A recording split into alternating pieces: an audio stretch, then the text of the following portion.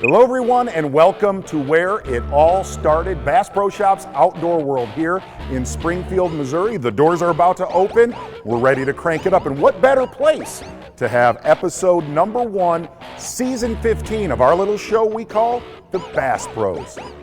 On today's show, he's going to take us up one of his favorite rivers and show us how to take advantage of rising and falling water. Then, the words umbrella rig, subtle, and finesse, well, they don't go together, but today we're going to connect them as we go in the zone. But first, Kevin Van Dam is going to show us how he fishes a Ned rig. Wait, a Ned rig? Kevin Van Dam said nobody ever, but he is going to show us how powerful it is. Jeez. When you fish the Great Lakes, you got to get used to rough water. You can see it's pretty wavy, but that's when these fish really like to bite out here. And you know, even under these conditions, you would think that you could, you know, use a power bait, but you got to finesse fish. That right there, that Ned rig has become one of the top things that you can actually fish for finesse. When you get that in front of them, the way that works on that stand-up head, they just can't help but bite it. You know, the biggest thing when you're fishing offshore like this, you know, for smallmouth on the Great Lakes, is they're always going to be related to some kind of structure. You know, this is just a rocky break right here. We've got the wind blowing in on it. The thing about this Ned rig is it's designed as a bottom bouncing bait. With that head design, it makes that thing just stand up on the bottom, and that's what's special about it. Normally, you want to use the lightest weight that you can get away with. You can see out here, I'm out here in the big waves in the wind, and I'm fishing pretty deep, so I've got a 3/16 ounce on. That's a pretty heavy one. In shallower water, you know, I want to use a 16th ounce. The lighter the head you use, the better the action on that Ned rigs. Good.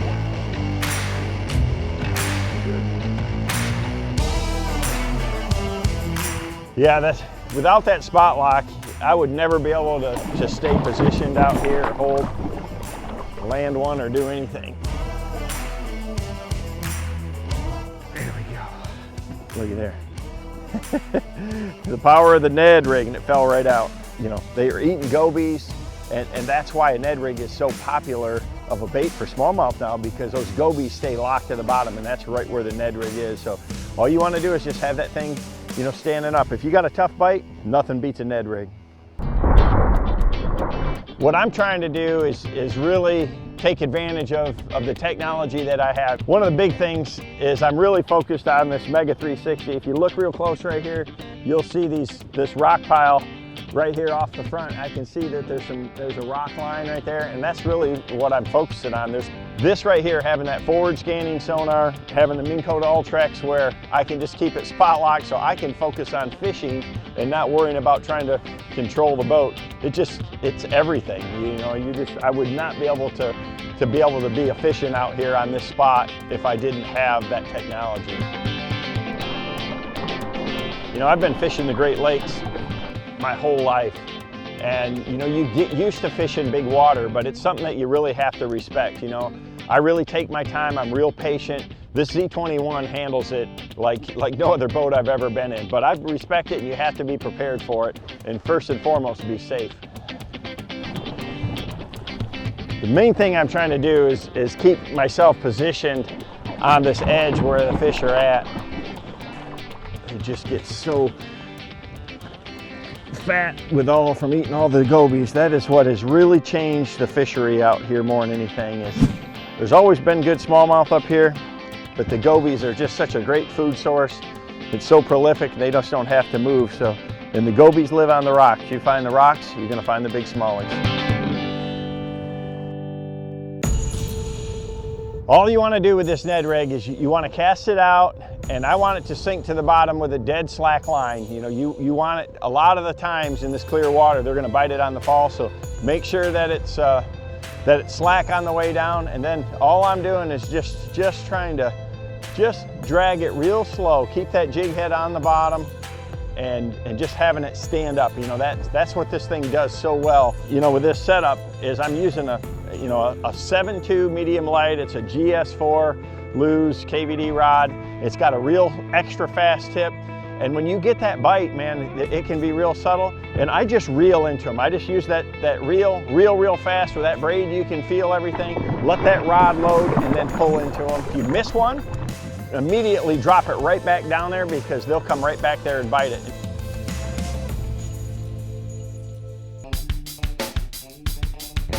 A Ned rig is basically a modified shaky head. And what I like is I want one that makes the bait really stand up. So the Strike King Ned head on this Strike King Ned Ocho is what I use today, and it really does. This is a standard Ned rig type bait. You know, I was using Blue Craw today that really matches the gobies out here in Lake Michigan, and just has a lot of action, a lot of visibility, and they really like to bite it. That Ned rig, when you get that in front of them, the way that works on that stand-up head, they just can't help but bite it. Another big, solid smallie. Fat, gosh.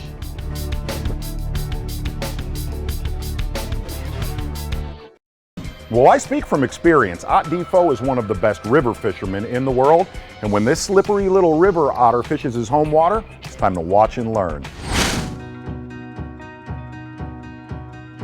Today I'm on a place that I really enjoy. Here close to home in East Tennessee, out here on the Holston River. This water is down, but sometime today, actually here should be within the next hour, they're going to start letting some water out, and that water is going to get to us and start coming up. Once that water comes up, that's when I really expect for those bass to start biting. It's summertime, those bass are done spawning, and they really like that increased current flow. That's when they really start feeding. That's really when those fish will position, and you can really start picking them off.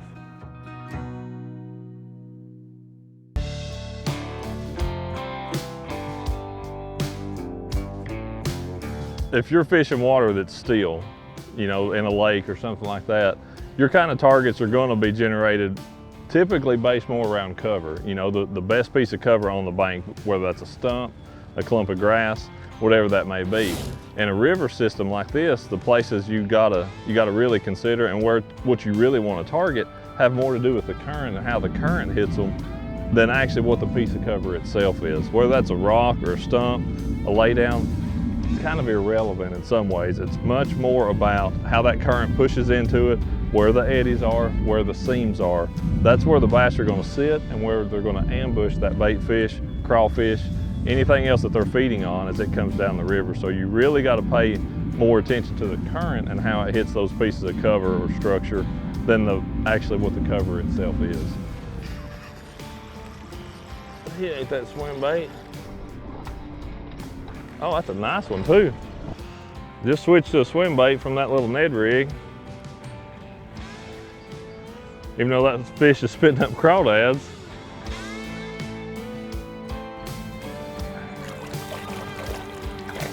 Trying to catch him on something on the bottom, and I may not even have to right now.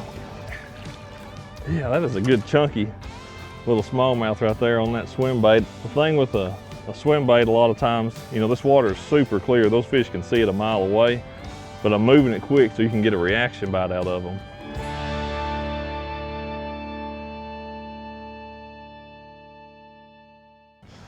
That's pretty cool. That fish was really in a spot where I actually had just made the comment, this is a really pretty area. So what we've got, and there's a decent little trough here washed out up near the bank, and you've got a couple big rocks up there that are breaking that current. There's a small eddy there, about that much coming off the bank, and that fish bit right at the edge of that eddy. That's the way a lot of your bites are going to come. But been bouncing back and forth a little bit between a Ned rig. Just picked up this swim bait to give it a try, and looks like it's working pretty good so far. And these low water conditions, kind of depending on where you're fishing. You know, if you've got a place like where I caught that one on the swim bait that the current is really pushing in hard against a bank that's got some depth to it. To me, those are the kind of places you're more likely to catch fish on something moving. But then when you're out here on these shoals where you've got some breaks down underwater, you might catch a fish out here on a swim bait, you might catch one on top water, but something on the bottom just typically is better out in those areas under low water conditions. Look how pretty that fish is. really dark colored one on the little sticko. Switched it right in here below this shoal. Just wanted to show them a crawdad, something that would get down under some of that current. Look how dark that fish is, man. He's really pretty. This water's got to be coming up anytime here soon. Just bouncing back and forth between the swim bait and that little sticko. Finesse fishing until that water comes up. To navigate a river like this one, it's got so much elevation change. You know, you've got some pretty significant whitewater, I would call it. It really takes a setup that's, you know, built for this kind of stuff.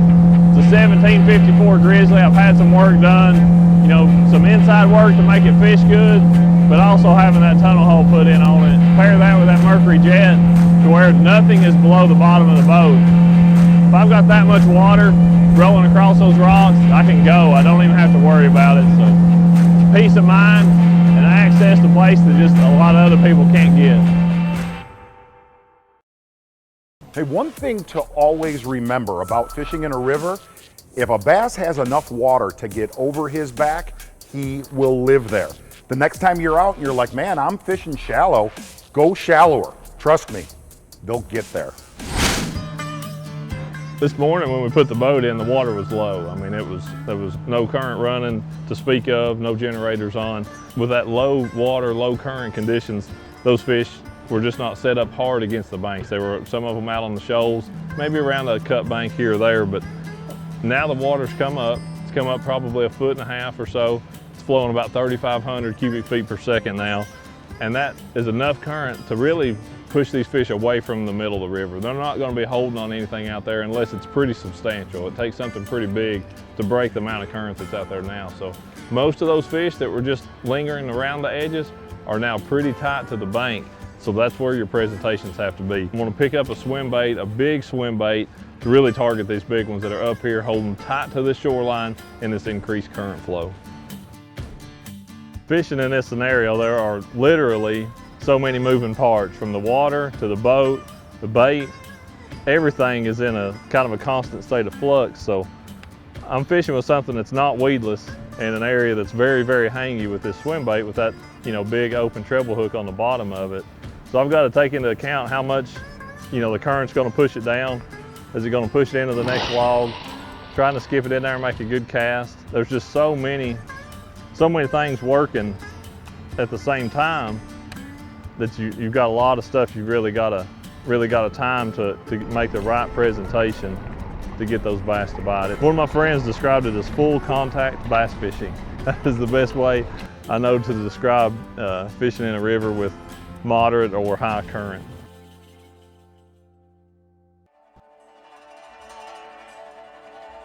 This tree, this is the spot where I missed that good one a little bit ago on Topwater. And right there he was again. Let me try skipping a wacky worm in here. That's a great follow-up bait. That was absolutely that same big largemouth. Here's a bite. Yep, he got it.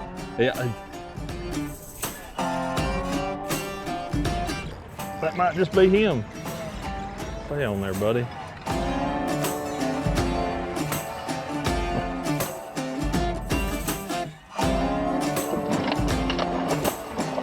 I had him follow my topwater. He just missed my swim bait.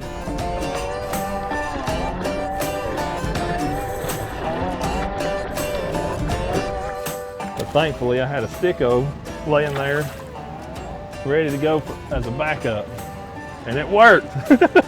Man, I can't believe that. I think that's my third encounter with that largemouth right there.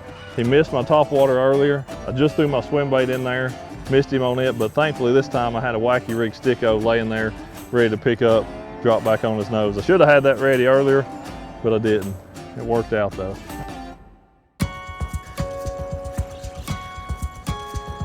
Nice one. It's a smallmouth, I think. Oh yeah. I actually just still had the wacky rig in my hand. Nice smallmouth. This isn't the biggest smallmouth in the world, but he doesn't know that. I don't think he has any idea that that's the case. Here, buddy. All right, that was just kind of on a whim. I just still had the wacky rig in my hand. And man, it worked. It's definitely a combination between knowing where they are, knowing where they're sitting in those eddies, and dropping that little wacky rig or that big swim bait in on their head. I think you target some of the same fish, but you definitely target some different ones. Either presentation, I could probably go down through here with one, come back with the next one on the next pass and catch totally different bass each pass that I came down through here. All right, got that out of there. Let's get him back in the water. That's a nice chunker. There was really two techniques I was bouncing back and forth between today. For me, that big swim bait was really the thing that was key. That was what caught some of the biggest fish that I caught today. And that's a big bait. You're looking at nearly a 6-inch swim bait right there. And I've got it rigged a pretty unique way. Actually, a way I wanted to vent a few years back up on the Mississippi River, but that's a solid bodied swim bait that I turned into a line through bait. So if you just look up creating a line through swim bait, you can find that video from there. The other one was following up sometimes a missed fish on that swim bait, or just throwing in some of those other little still eddies, maybe where I saw a fish or I just expected one to be laying. And that was throwing a wacky worm. That's a Bass Pro Sticko 4-inch green pumpkin purple flake. I was throwing that on a spinning setup, Johnny Morse Platinum, spinning rod and reel, size 30 reel, 10-pound braid, 10-pound XPS fluorocarbon leader. Man, that is my setup for spinning tackle everywhere I go. It's a 7-1 medium action rod. Caught so many bass on that spinning setup, it's just unbelievable. But those were the two techniques that I caught most of my fish on today. That was really kind of the deal, was either catching those fish when they wanted to be up in the water column on that moving swim bait, or when they wanted something down just a little bit slower with that wacky worm. That little pipe there set back in a perfect eddy behind that water brush. Good shade. Oh dang, look, two big ones. I'm about to blow out my flip-flop. There was two big fish come up there after that swim bait. I actually didn't blow it that time. I just kept reeling, let him eat it. Man, that is a nice largemouth.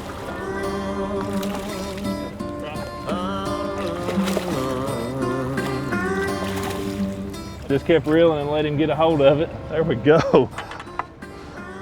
Dude, that is a chunk there now. A beauty. Come up there, just kind of sharked up on that swim bait, and there was a buddy with him. I just kept reeling and just swam up and just slurped it down. Golly, that's so cool. Such a visual bite. It's almost top water. It's about the closest thing you can get to it. It's so important on a system like this that's below a dam and that water level fluctuates to really pay attention to the water level. When it's low, it's really good to focus out on those shoals, on those eddies, on those little drops in the bottom. But once that water comes up, you want to pull tight to the bank, tight to the cover, because that's where the bass go. Oh, our friend the umbrella rig. If you look at that thing, it is truly one of the most obnoxious things in bass fishing, but at times, it's also one of the most powerful, and it's today's In the Zone.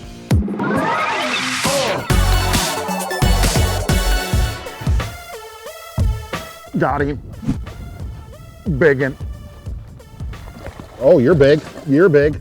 Oh yes, our friend the umbrella rig. Through the years, you know, I've been throwing this thing for about a decade right now, and I learned from a lot of the guys, wow, that kind of founded it down south on lakes like Gunnersville, where it was massive power, and it still is, but it's more subtle power the way I fish it now.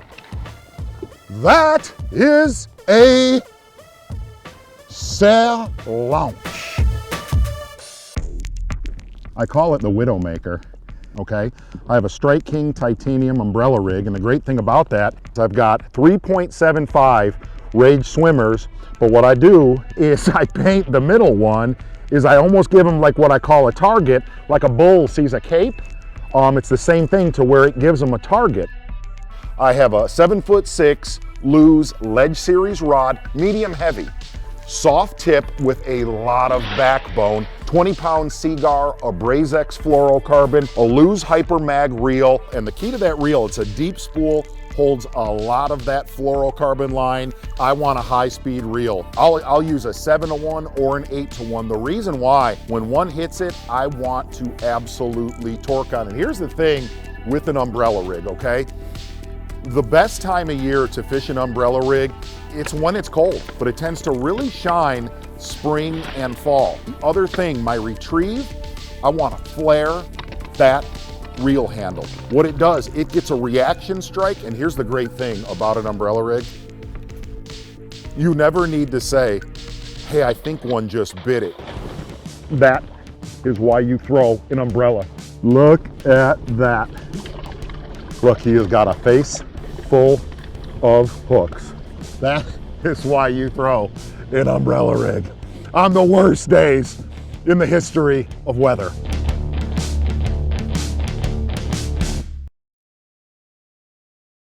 Welcome to the Bass Pros TV show, and you know what pretty much every bass fisherman likes? They like big, giant bucks, right? Well, we're at Johnny Morris's Wonders of Wildlife National Museum and Aquarium, the largest and most immersive wildlife attraction in the world. If you're into the outdoors, this is a must-see. And on today's show, our friend Edwin Evers, well, he's up north breaking down a natural lake, and you know what? His methods might surprise you. Then, a standard tube bait, well, it's standard in bass fishing today. We're gonna get crazy and throw a little baby tube as we go in the zone. But first, we're gonna join Rick Clunn and a fellow Missouri angler mid-winter bassing, fishing off of his electronics. Let's join Rick right now. This morning I woke up and it was 19 degrees. You know, winter fishing can be tough. We're gonna show you how to make it easier by using modern electronics. One of my favorite lines from Jonathan Livingston Seagull was a line that stated that when the student's ready, the teacher will appear. And today, I'm the student, and I want to introduce you to the teacher. Might surprise you a little bit here due to his young looks, but this is Cody Huff. He's from Avid, Missouri, and I'm really going to be discussing Cody's point of view and all the new electronics we have nowadays. So what we're going to be doing today is fishing what we call the hard winter months.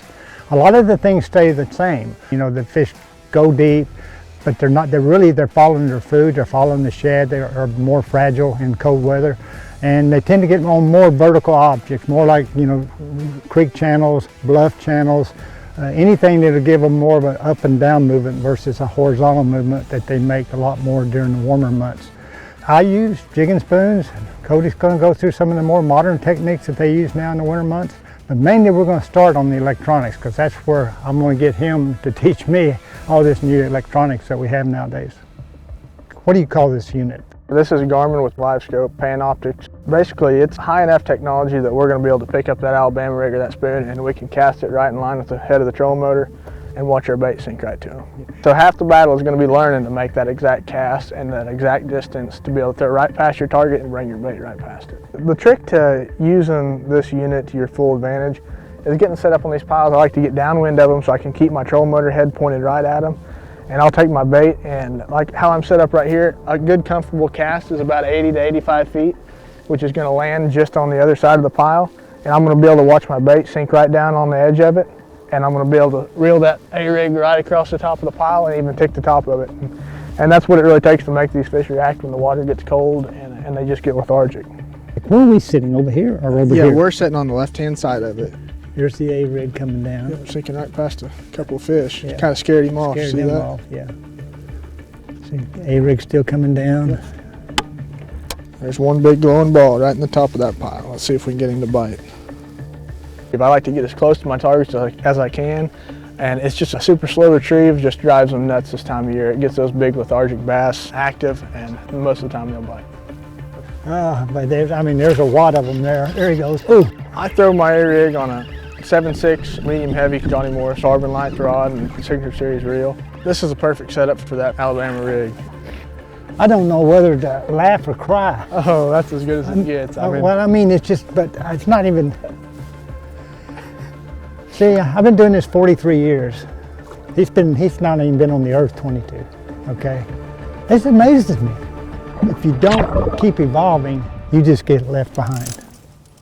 One of the cool things about using these new electronics is We all think that we know what's going on underwater, but in all reality, we don't actually know how much this bait is going to rise. You think about the amount of blades and just the amount of water that this bait catches, it actually rises way quicker than you think. So this is just one more advantage that you get from this. Yeah, the old days, it used to be a guessing game. The hardest fish to catch were suspended deep fish. And even if you learn countdown techniques, 1001, it drops a foot, 2000 to 3 foot, 10 foot, then maintaining it that, if say the fish are 15 foot deep, that was really hard. And what I'm seeing here is that just the smallest amount of movement moves your bait back up a lot quicker than I thought it would. So no doubt, if you can visually look through this and see your bait, you can maintain the proper depth a whole lot easier. You know, in my more cocky era of my career, back when I'd won 2 classics in a row, and I thought, well, man, give me another 15, 20 years, and I'm going to figure this all out. I was pretty wrong. And I've learned in the last 10 years, I've had to evolve if I wanted to still compete at a high level. And this is just trying to achieve that, was trying to learn this new technology that we have available nowadays that us older guys admittedly are very slow to embrace. And but anyway, thanks to Cody today, I really enjoyed this, not necessarily from a fish catching standpoint, but from just looking at the world. I've been fishing for 40 years now in a completely different way. It's almost like I'm watching this electronics that you're on an alien planet. And as he's doing, he's still whacking on them. So thanks, Cody. It's been a great day. I've had a lot of fun. Thanks for having me. You know, if you've never fished a natural lake before and you get to one, you're like, wow, clear water, I have to go out deep. Well, today our friend Edwin Evers, he's going to show us how to break down a natural lake, break it down quickly. And you know what? Here's a hint. Don't overlook shallow. Oh. Gosh, it come out after it when I took it. It's a monster. It's a big, that was so cool. I went to reel my general in and I seen a torpedo coming out after it. Golly, that is so cool. So cool, so cool. Oh yes, yes, yes, yes. It's like the 1st of September. I mean, it's, these big old girls are up there. Come on, baby. Come here, buddy. Come here, come here, come here. Oh yes, yes, yes, yes. Oh, I got her, I got her. Nice one, nice one, nice one. That was so cool. See that fish come running out after it. So we're on a brand new lake, you know, breaking down a natural lake. You know, I've been fortunate that I've got to do this a bunch, fishing the Major League Fishing Cups and different tournaments across the country. And a mistake that I made is I would always start deep. You know, you get to these lakes and you think clear water, they're gonna be deep. You know, it's summertime. I've learned that you always start right there at the bank and then go that way. You will find them, I feel like, a lot quicker, because when I do not catch them, I'm usually outside of them, meaning I'm too deep. And thus, you know, I started shallow and we just hit the jackpot here, got real lucky.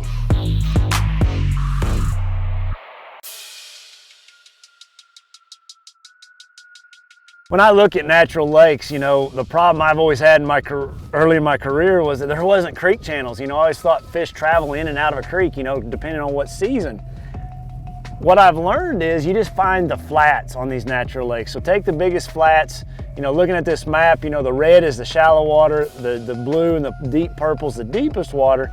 So find some of these flats, and I always start shallow. I start shallow and move deeper on these natural lakes, because a lot of times these fish will get really shallow on these super clear lakes. So let's go see what we can figure out on this new lake. I'm excited to do it. So looking at this lake, you know, coming out of this little neck, you know, I've got a great, awesome looking flat right here on the right. Makes a point, like 1, 2, 3 foot of water, it's slow tapering, comes out to a really good point, then drops off to deep water. And they're all over on this lake, but I'm gonna choose this very first one and see what happens. So much of what I do fishing a natural lake is visual. You know, I'm looking for sandy spots, dark spots, rock clumps, anything different. You know, on these natural lakes, These fish really get up on these flats, but you got to find something different on that flat. So really pay attention to the bottom and things out in front of you. And obviously the further away you can see, whatever it may be that day, the sand spot, the dark spot, the rocks, you know, the better the chances you have of catching a bass off of it. Oh, so we came out here a little bit deeper and I feel like I got a good one. I don't know yet. It's a whole lot bigger than what I had. Holy smokes, what do I got? We started up there shallow, and it's what I do. I start moving in and out, in and out. Good night. Oh, looky here, jumping. It's a big smallmouth. A lot of times on these natural lakes, those flats, you know, because they relate to drops, don't get me wrong, but I found a lot of times they just like these open areas and these big grass beds, you know, to where we don't necessarily always have that in man-made lakes. Look at that big old long fish. Yes, yes, yes, yes. One of the great things about natural lakes, you know, I've learned that once I can get over the creek channel, the big drop-off issue that I was always hung up on, they're fairly easy to break down because you don't have those things. You know, and when you think about it, like in this lake, I've got boat docks, I've got reeds, sand patches, grass, and that's really it. So, you know, I'm just gonna spend a little time in each until I figure out what is gonna be the best for this lake. You know, I just always try to identify what all the bass holding options are in a lake when I get to it. You know, and this one I got docks, reeds, offshore grass, open spots. So I gotta be on one of those three. Well, so far, the largemouth seem to be up in the reeds. Not a giant, but it's a nice one. Nice little largemouth. Thanks, buddy. Thank you, thank you, thank you. Nice fish.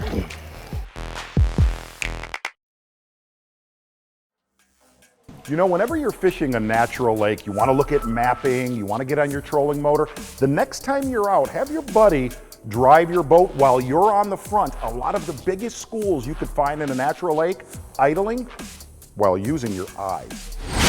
Something that I learned, you know, that just amazed me is how shallow these fish will get on these shallow docks on these natural lakes. I don't know if we'll have fish on these, but if you do have fish on them, one of the spots that I always look, if you think about how shallow they are, when they go to push those boats on, one of the deepest spots is always right there underneath the motor. It kind of digs out a little hole, and that's always just one of the spots that I like to try because it's the deepest spot up here.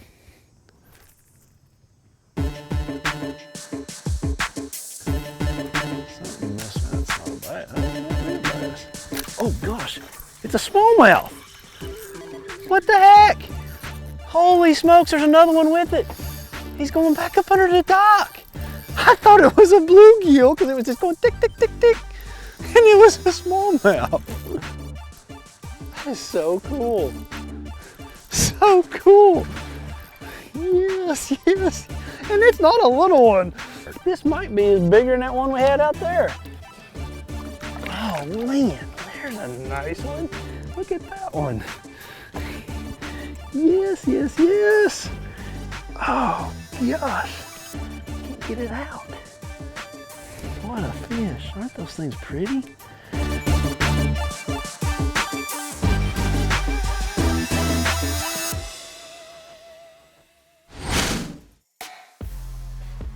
I'm breaking down how I fish a natural lake. So far I found that a wacky rig general on shallow flats, reeds, and near boat docks has been most successful. That's my setup, just a platinum reel. You know, that's the size 3 or the 3000. Bass Pro Shops platinum reel, works great. I've got a 6'9" rod. If I turn that over, maybe you can see that there, just the 6'9" medium action rod. Works really well. 15-pound XPS braid to an 8-pound leader, little straight shank hook, and a 5-inch general.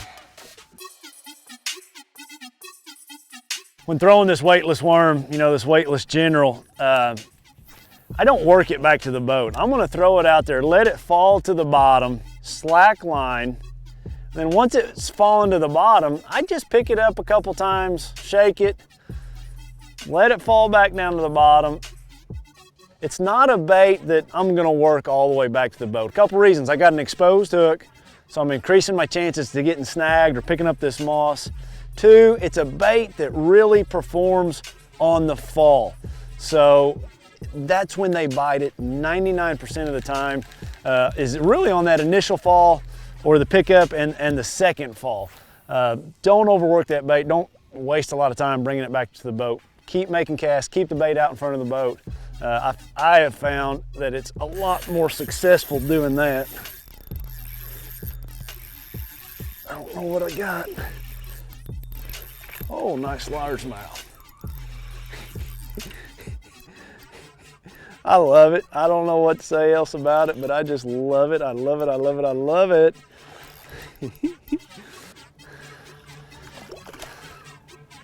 Come here, buddy. Come here, come here. Oh, I'm lipping that fish because I could feel those crushers hitting that line. All right. That's a nice one. Thanks, man.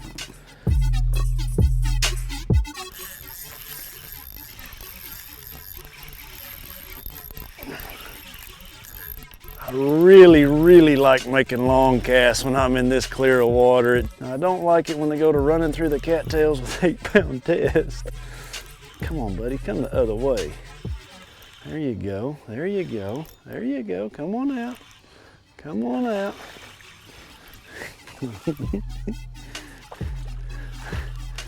Awesome, awesome. Oh, that's a nice one too. That is a nice one too.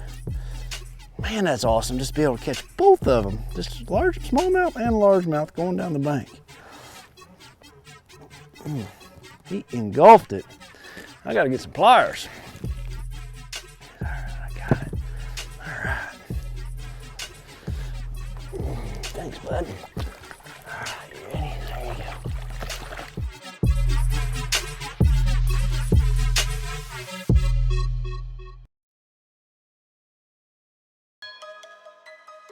Today I discovered that the shallow boat docks and the shallow reeds, those were the keys. That's where I caught all my fish. But if this hadn't worked, I would have moved deeper. You know, I always want to start shallow, then move deep. If I had to have gone deep, it would have been deeper grass, outside grass lines, maybe humps, rock piles.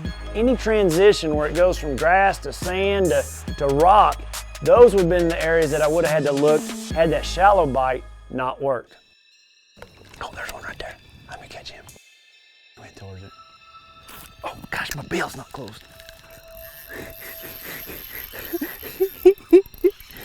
Oh, that's a good one too. Sight fishing in the summertime. Oh, that's fun. Golly. All right, guys, there it is. That is how I broke down a natural lake.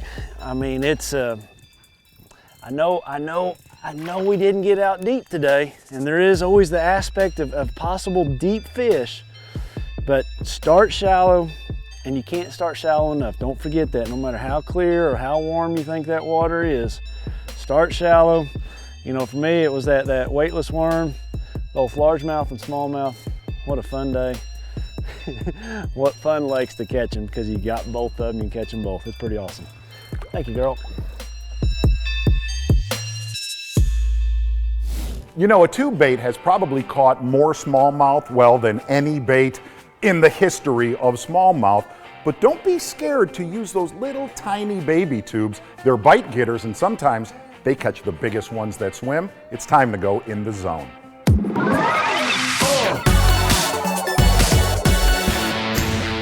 Uh-oh.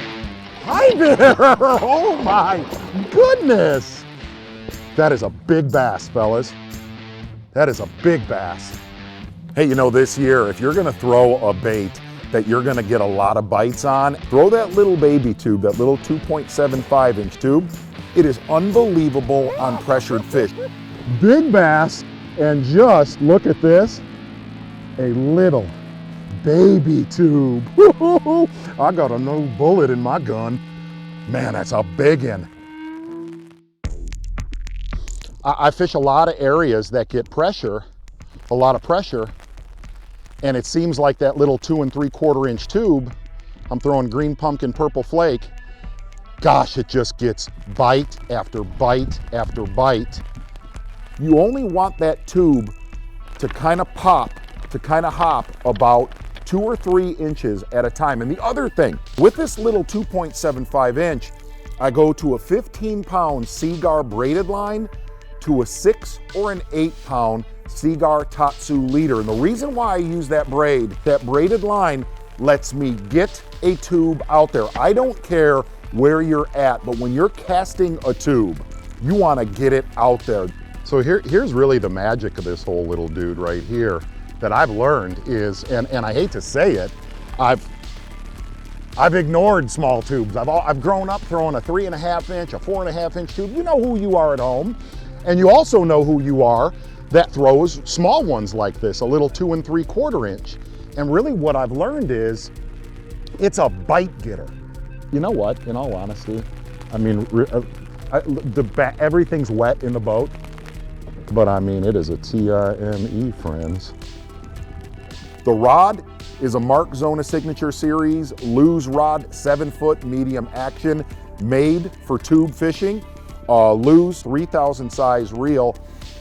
And really, here's the biggest thing. The thing not only gets bites, it catches giants. That is a giant, giant bass. Do me a favor. Tie on a 2 3/4 inch coffee tube and catch you the biggest one of the year. That is what fishing is all about. Oh my goodness. See you, buddy.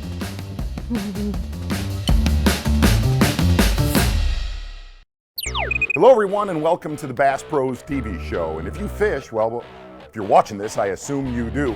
This is the store for you, the outdoor toy store, the granddaddy, Bass Pro Shops Outdoor World in Springfield, Missouri. Once you come here, you will never want to leave. And on today's show, well, Kevin Van Dam, he is down in Florida burning the grass flats with probably the most popular technique in bass fishing. Then, what is the most popular color in soft plastics? I mean, there's thousands, right? But really, there's only one, and that's today's In the Zone. But first, let's get down south for some late season largemouth with our guy, Chris Lane. Let's get after it. Prop bait fishing, one of my favorite ways to catch fish.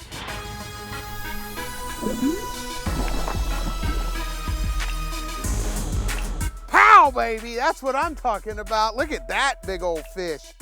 Some of the key factors that you need to know with it.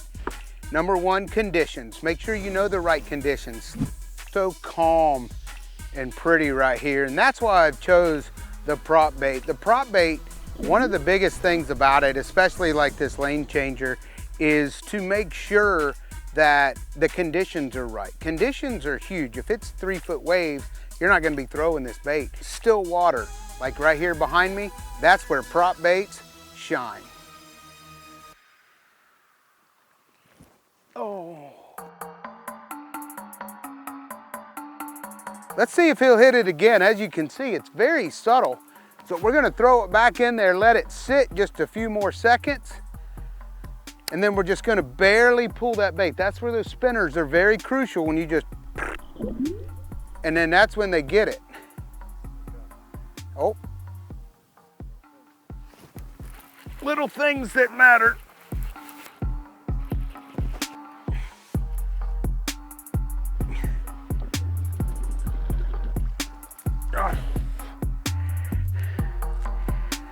It's the little things that matter when you're topwater fishing. If you notice, the spinner on these lane changers, very subtle, perfect every time, very important. Your bait's gonna work right, and it's gonna give you a shot to catch more fish. Speaking of that, we're gonna go into why not tying on topwater baits is so important.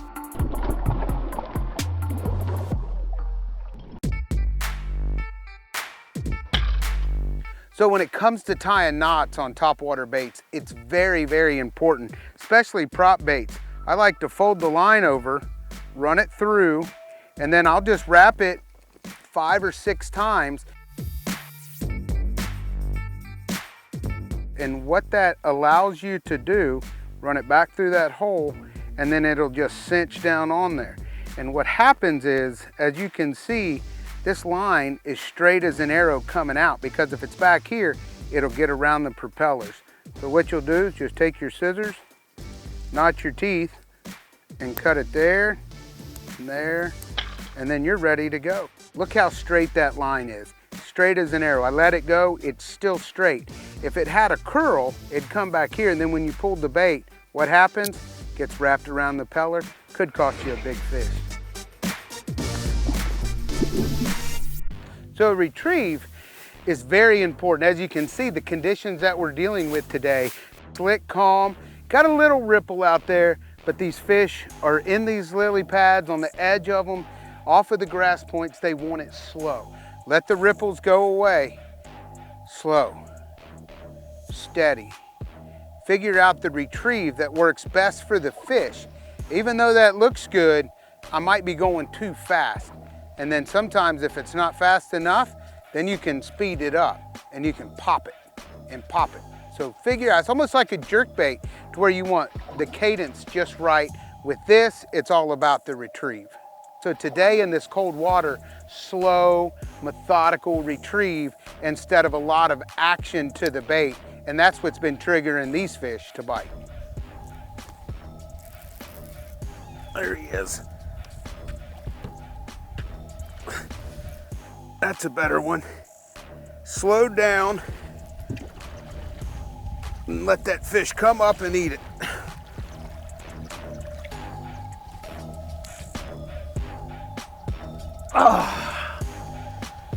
Slick, calm, lane changer, catching bass like this. So when you're prop bait fishing, a very big key, monofilament line. Make sure you have it. This is 17-pound Bass Pro Shops line. Monofilament, it floats. That's why it's such a big key. Can't have something that sinks. Of course, we're just throwing a Pro Series Ducket rod. This is a 7.3 medium heavy.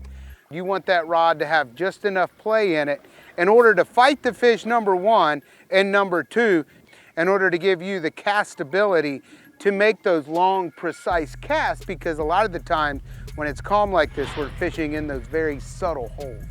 So the reel we're using today is an 8:3 to 1 gear ratio, Johnny Morris Platinum Series. Very important when you're throwing topwater bait, so you can make long casts, but if one blows it up and miss, like you've seen today, you can reel it back in real fast and get right back in the honey spot. Oh my gosh, if he bites. Topwater fishing is one of my favorite ways to catch fish, especially when you got prop baits where you can work it really slow and subtle like this lane changer. Learn what the fish are gonna tell you. They're gonna tell you they want it fast or slow.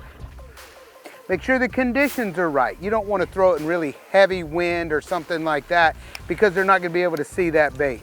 Prop bait fishing, one of my favorite ways to catch fish.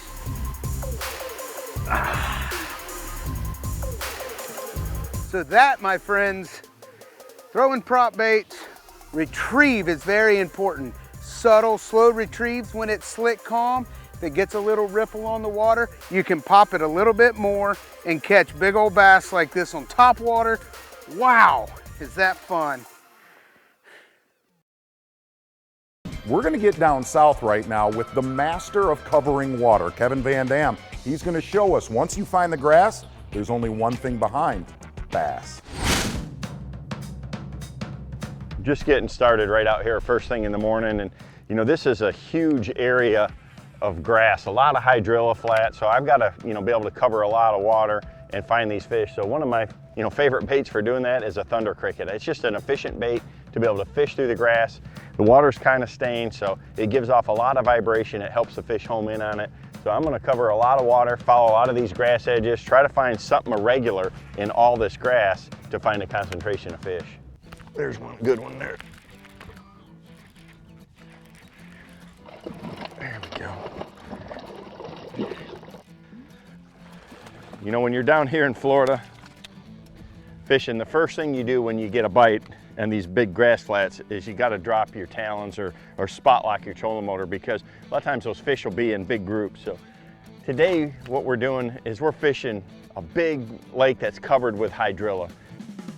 So when you've got a big grass flat like this, you need something that you can cover a lot of water, that you can fish this grass efficiently, you know. So a thunder cricket with that vibration, with that blade, it really fishes through the grass real well, creates a ton of vibration, and the fish are drawn to it. So as dirty as this water is, they'll feel it, they'll hear it coming, and they'll come out of those holes in the grass and come up and eat it. I had a huge area to cover and didn't really know exactly where the fish would be, if they'd be, you know, closer to the deeper edges or more scattered up on the flats. So, and not being here before, it really made it where I was just basically practicing, and that's why a thunder cricket is a good choice. It allows me to cover a lot of water and look for those irregularities. What I'm looking for is clean spots or holes in this grass. You know, if you got a huge area that is real thick, then in a couple of open areas and some holes or some hard bottom in there, that's where those bass are going to gravitate towards. So, you know, if you can find a depth change, anything irregular. So I'm watching on my 360 the whole time and just looking for holes or open spots as I'm fishing down through here. And then as you're casting, a lot of times the bass will tell you where it's at. So as soon as I get a bite, I want to spot lock or talon down and really fan cast that area real well. You know, one of the questions that I get asked a lot is, how do you know what you're seeing on your side imaging on your graph? You know, what does it look like? Like right now I'm fishing an underwater hydrilla line, and it's real irregular. It's hard to follow. With a normal depth finder 2D, I'm gonna have to be right on the edge, so I'm right where the fish are sitting. With this, I can sit off of it and see it. And how it shows up, imagine you're shining a flashlight beam from the side of the boat. That's your transducer pod.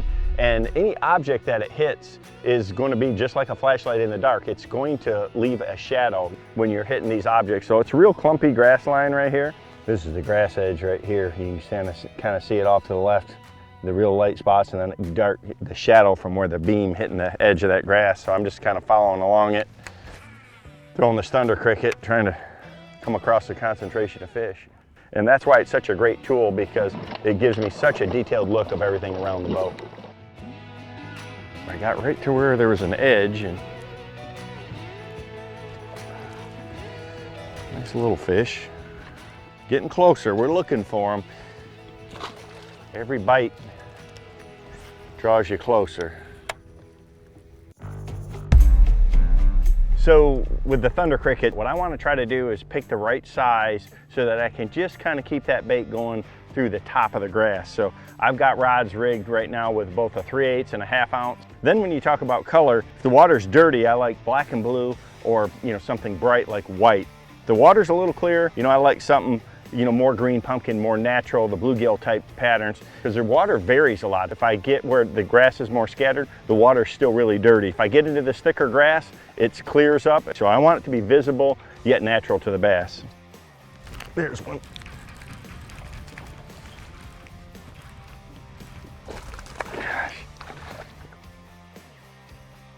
You know, the grass is a lot shallower in this area right here, so I switched to the 3/8 ounce. And a lot of, with these thunder crickets, what you can do to control the depth is the trailer that you have. Like this Menace, you know, with that flat tail, it helps it ride a little higher. And you know, the water's real clear in here, the grass is tall. I've got a 3/8 ounce, and it allows me to just to kind of keep it above the top of that grass.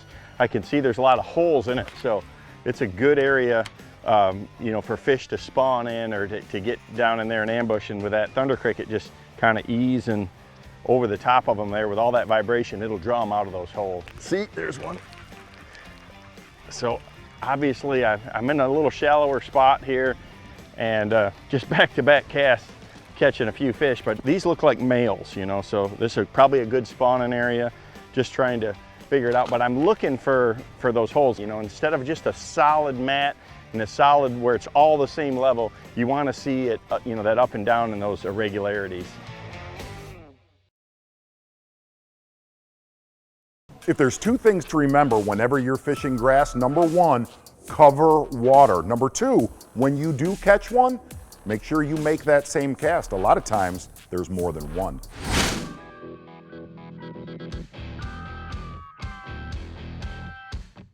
There's a big one. Oh, God, that's a good one there.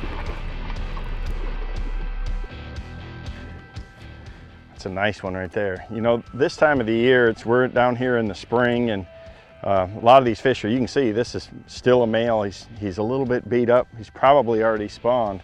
So I was just slow rolling that thunder cricket over the top of it, and he came up there and got it. You know, so we're down here in Florida, and it's mid-February, and it's been a mild winter. So a lot of these fish have already spawned, or, you know, over the last several months.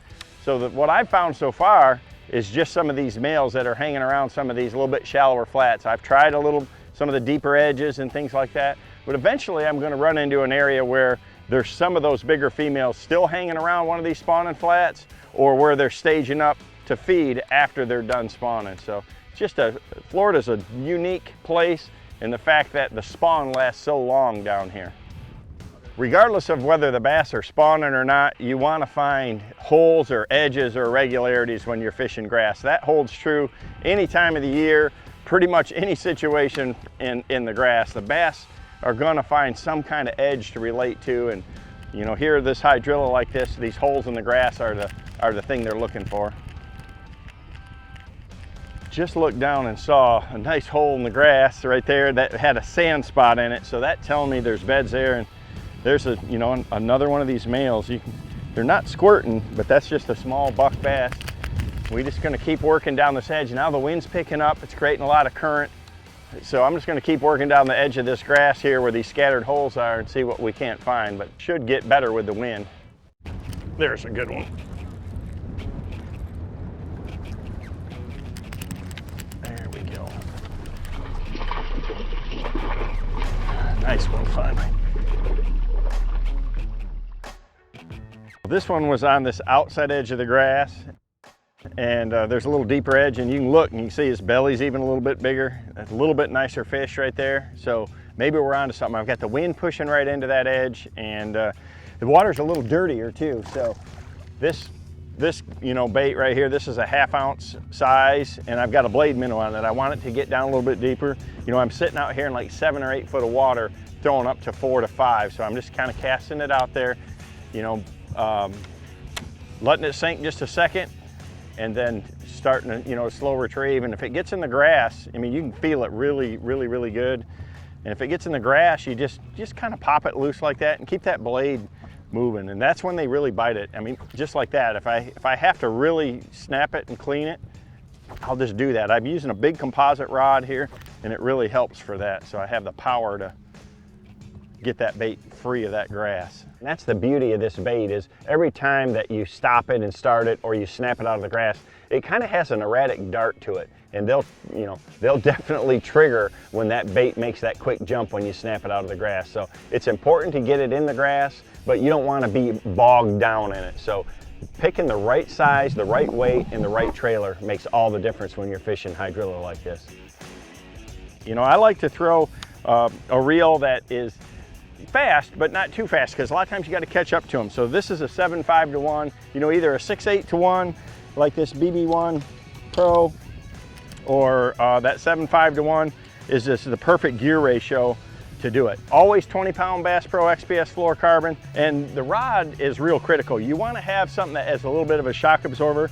I've got 2 rods. This is a prototype right here that I'm working on just for bladed jigs. So, you know, I typically throw like a 7-foot 1-inch if I'm around targets, and out here in open water, a 7.4 is what you want. You want a big rod that has a lot of power, not only to hook the fish, but to move a lot of line if he's coming towards you.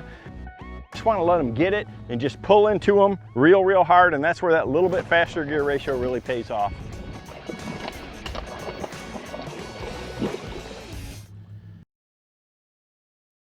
At this point, I've been out here for, you know, 3.5 hours, and I have trolling motored all over the place. I've covered, you know, different sections of the lake and the flat. I fished some deeper edges. I fished where the wind's hammering into it and the water's a little dirtier. I fished somewhere it's crystal clear.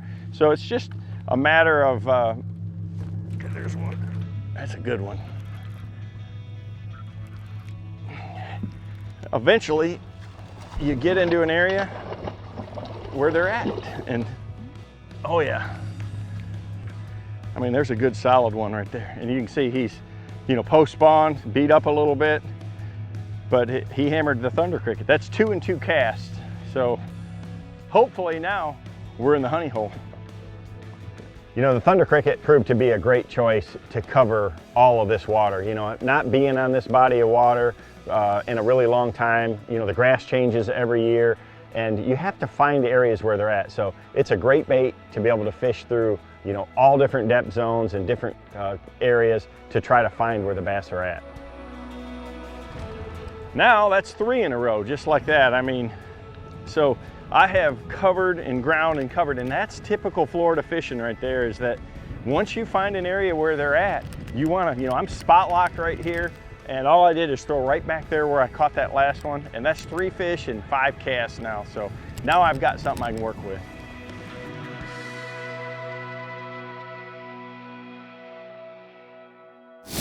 Well, if you walk through the aisles of soft plastics at Bass Pro Shops, you always see the color green pumpkin. One question, why? That's today's In the Zone.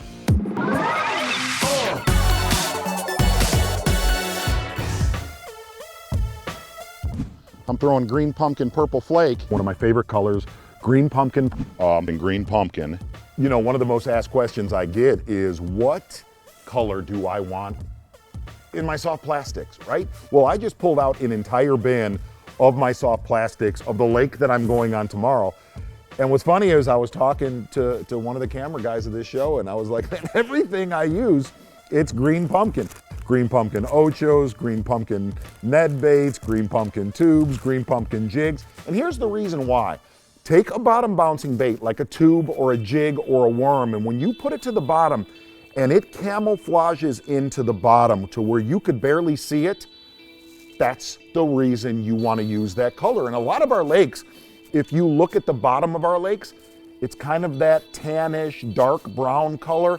And the only thing that our critters on the bottom of a lake have in defense against a bass, it is their natural camouflage. And their natural camouflage, well, it looks like green pumpkin. The only times I really don't use green pumpkin is when fish are feeding on bait fish. I'll go to more of a shad, more of a silver colored lure, or when I am actually sight fishing in the springtime.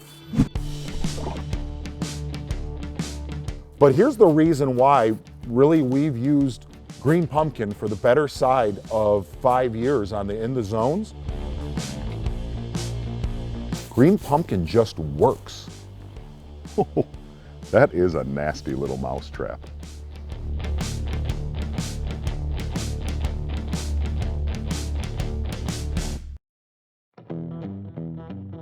When you're in Florida, you definitely better be thinking about matted vegetation and punching mats. So if I've got matted hydrilla, if I've got hyacinth mats, I've got, you know, vegetation that's blown in, they're going to get underneath it, and punching through it is a really effective way to catch them. You know, down here in Florida, the mats can get really thick, so you got to have a couple of different punching setups. You know, you want to have plenty of weight, and I like a tungsten weight. It just is real compact and really makes a difference of punching through that really, really thick cover. I mean, it's stuff that you got to flip it up in the air and get it really, get some momentum to get it to go through. But that's what it takes, you know, to get through those mats where those bass are living.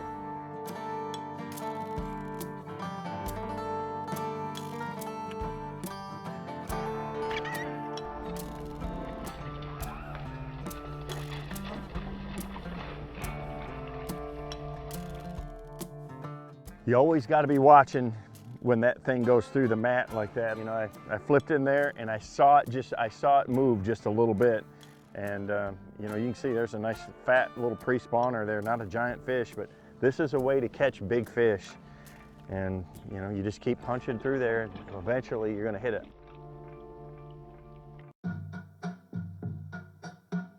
The greenest mats are usually the best, and that means they haven't been sprayed. So they do a lot of spraying on these lakes, and when these mats are sprayed, it kills all the vegetation, and everything that's living in the root system that hangs below is not going to be there. So if you got a nice green clump like this one green clump right in there, that's usually where they're going to be. So I'm going to target those nice green mats, definitely put high profile in those areas.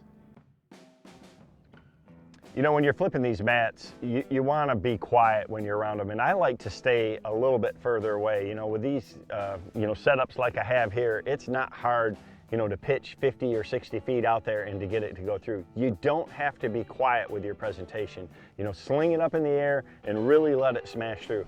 These fish are used to all the noise. I mean, if you look at these mats, there's coots over, you know, walking around them all the time. There's birds. There's a lot of movement and a lot of noise around them like that. So having that weight smash through there, a lot of times will get their attention and get them to swim over there and come and bite your bait. So my main punching setup today was, you know, the big weight. You know, I've got a 7-foot 10-inch Lew's rod, punching rod, a Lew's Hypermag reel, an 8-3. And a big part of using a high-speed reel when you're punching is not that you need to reel fast to get the fish out, but every time you're flipping to make another cast, you want to get it back in real quick. So it saves you a lot of time, and this is a matter of efficiency. You want to make as many punches as you can in a day's time. I have an 1.5 ounce Strike King tour grade tungsten weight. I've got a bobber stop to keep it pegged, a 4/0 Mustad Denny Brauer grip pin hook, and a Strike King punch bug. So this is a real unique bait that's got some really deep ribs to it. And what I love about this is it's real soft, and I can put the hook all the way through it, but the ribs keep the hook point from popping out and getting hung on the vegetation. You know, the 65-pound braid doesn't give it all. We've got big line, big giant hook, big bait, so you just really want to let the rod load and pull into them. It makes all the difference in the world. There we go. Right out of that mat. I mean, these fish get so buried up in there this time of day that's all you can do is go in there and go after them. I mean, it's not a big one, but this is a way to catch big fish. Eventually, I just keep thinking in my mind that we're going to get one of the real big ones to bite.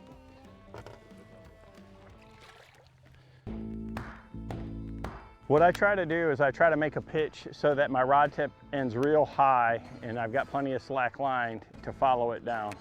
If it goes through, just like that, I want it to go all the way down. Keep my rod kind of in that, you know, 10 o'clock position so you're in position to set the hook.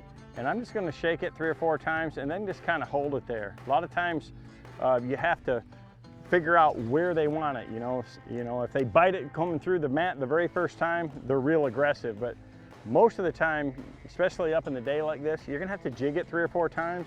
Sometimes you got to pull it right up to the top and just kind of hold it there. So just like any other pattern, you pay real close attention to what you were doing and how you were moving that bait to get one to bite, and you want to duplicate it.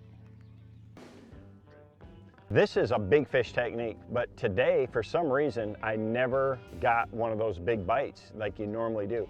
Typically, the best time when you want to get under these mats is when you have a weather change. You know, you have a cold front. That's when those fish really like to bury up under them, or in the heat of the summer, you know, when it's just a much cooler place. There you go. There's a nice chunk right there. This time of the year, it can be hit or miss, but there's always fish under those mats.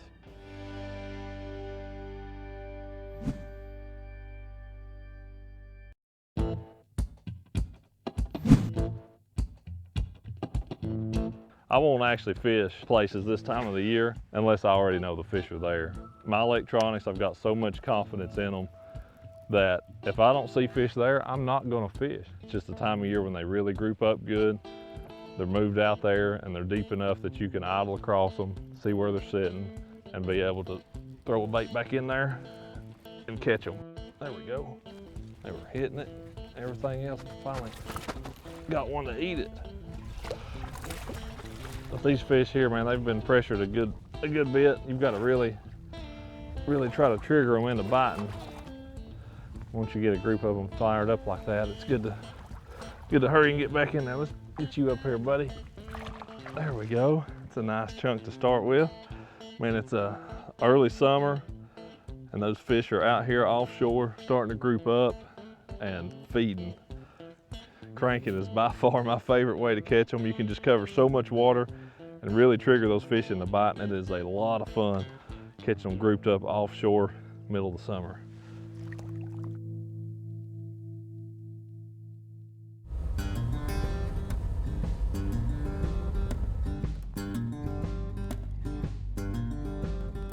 That's a load of them right there. Wow. That's not a place I've ever caught them before. And I am about to wreck them.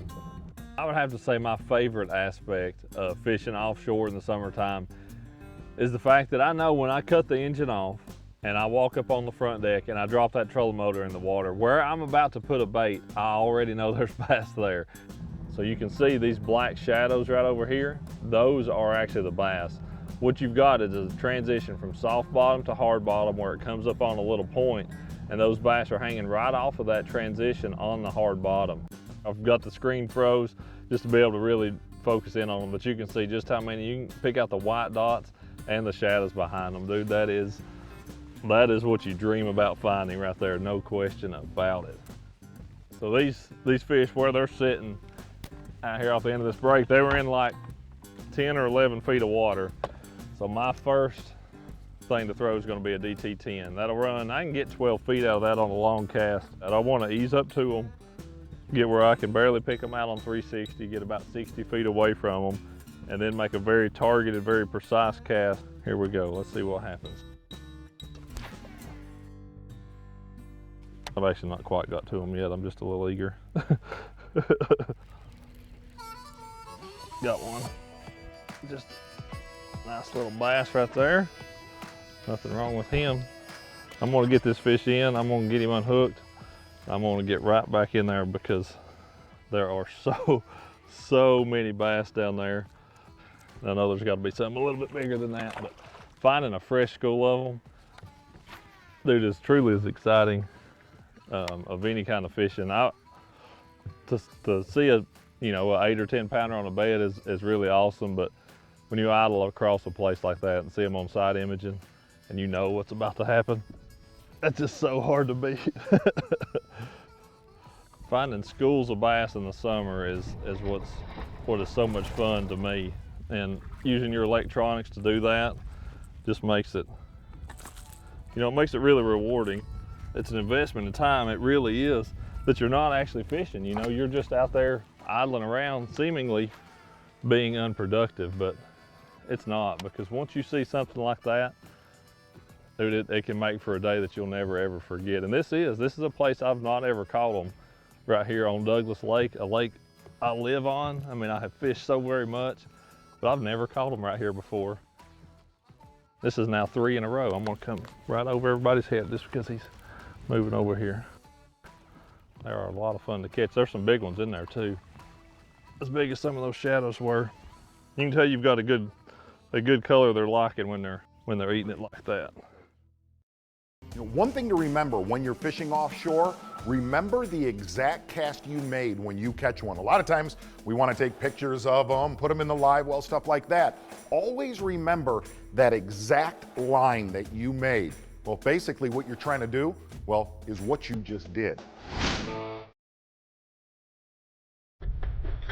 It's really important when you get a school like that going that you keep them fired up. It's extremely important to just fire back in there every single time, just as quick as you possibly can. Get that fish in, admire it, get him back in the water, throw right back in there and try to get that next one going. It was just about that little bit of time invested in idling and graphing to find this school of them. There's 5 in a row. The vast majority of the bites came probably within a 5-foot section, just making the same repetitive cast. It's really important to make a precise cast. Try to get your bait in the same spot every single time, because when that school is down there, imagine them being in a frenzy. If they see their buddies over here, these fish may be a little bit further away, but they're all going to move to where all that action is. So making your bait come through the same exact place is really, really important.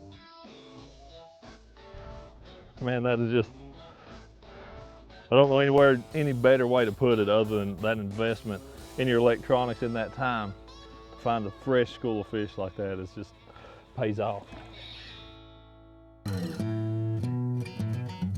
That big shad color DT10 is just a confidence bait of mine. It's a natural color, it's a very muted shad color, and those fish just absolutely eat it up. The main rod and reel combo. That's a Bass Pro crank and stick, 7-foot 6-inch medium heavy action rod, a Johnny Morris Platinum reel, 6/8 to 1 gear ratio, and 12-pound XPS fluorocarbon line. I like fluorocarbon for crankbait fishing, and then that's a Rapala DT10 and Big Shad. That is my all-time favorite crankbait setup. It would sink this boat if you piled all the fish in here that I've caught on a Bass Pro crank and stick. But they will eventually slow down, and I'll have to switch up. I'll run through my whole gamut of baits there. But as long as they're going to bite a crankbait, I'm going to keep trying to catch them on it.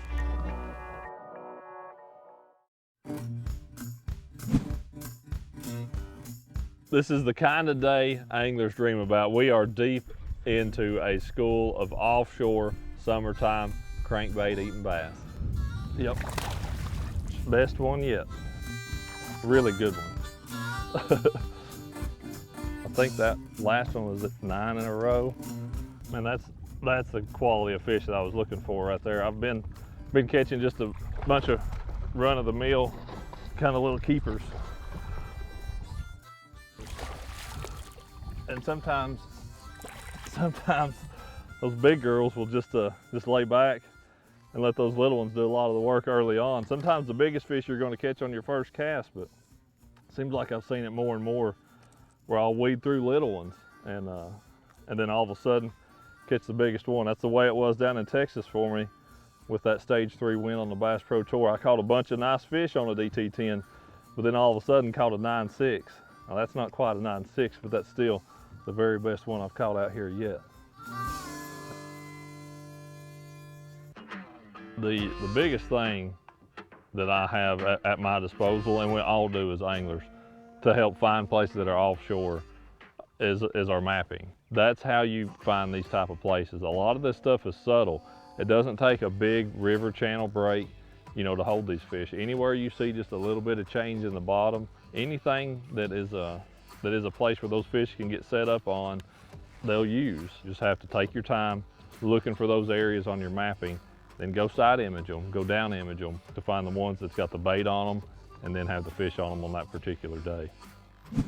What this particular spot is, a very small, a very flat ditch that comes out.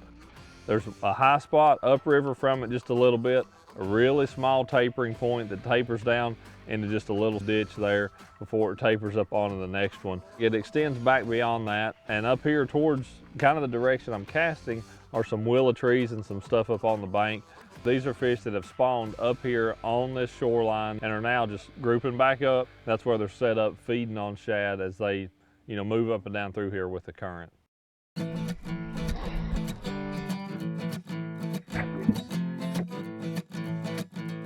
So I've got a line up here. I've got my waypoint that I marked on side imaging when I marked this school of fish, and I'm throwing out beyond that waypoint. I engage the reel. I go to turning that reel handle pretty quick. I want that bait to get to the bottom quickly, and most of the time, about the time it hits the bottom the first time is where those fish have been hitting it. I just had one hit it there. Yep, just got one. But I'm just trying to get that bait out past those fish, and as soon as it hits the bottom, dude, it's instantly getting bit. And I want to be bringing that bait. I want to create a reaction out of those fish. I was not expecting a smallmouth right here at all. There's great smallmouth in Douglas, but man, I was not prepared for that at all. Dude, that is a chunk.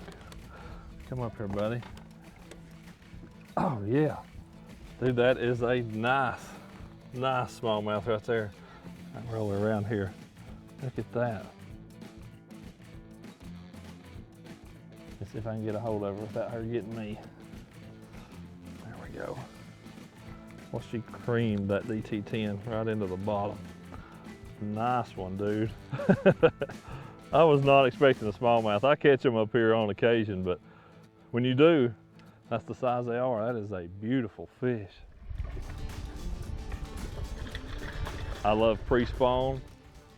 I love when the bass are actually spawning, but man, you can't tell me that catching on every single throw using your electronics and then coming up on a fresh school of them like this that are ultra competitive with one another, that's probably got to be my favorite way to catch bass. Summertime, offshore cranking. Dude, I know I'm gonna catch one before I ever stop the boat. That's the way it was on this place, and that's what makes it so special and so fun. When it comes together, it makes the kind of days that you never ever forget. Tournament winning kind of days happen like this. Yep, got another one. Hey, we all know a Ned rig is probably one of the best fish catchers in the world.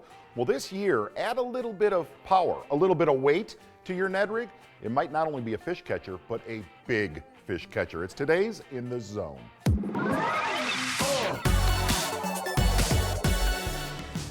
A Ned rig is known as a bite getter, but with a power Ned rig, here he comes, oh gosh. With a power Ned rig, you eliminate having to slow down.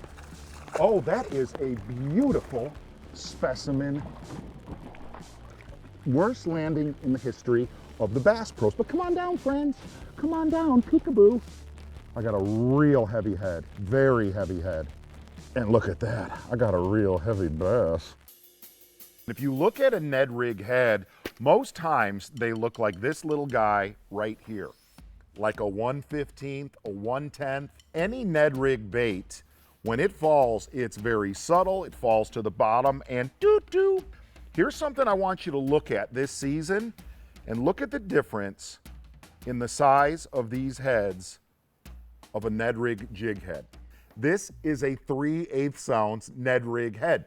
You know my friend that's on this TV show, his name's KVD. He always talks about a reaction bite with like a spinner bait or a crankbait or a red eye shad. I want to get a reaction bite out of a notoriously slow technique. I'm able to cover water very quickly with this power Ned technique instead of just getting an area and just beep, beep, beep, beep, beep. The other thing is rough, rate of fall. When this bait falls, it goes woof, and they've not seen that presentation in that really slow moving Ned rig. So here's one thing I want you to think about. That power Ned rig is when you're fishing in areas that have been disintegrated by you and your friends with a standard size Ned rig, go to a heavier one. Don't go to a lighter one. Go to the heavier side, and you might go to the heavier side of bass. When you're in an area and you're throwing your favorite Ned rig, okay? Put a heavy one on and do that. Show them the same bait with a faster rate of fall. Another nice one.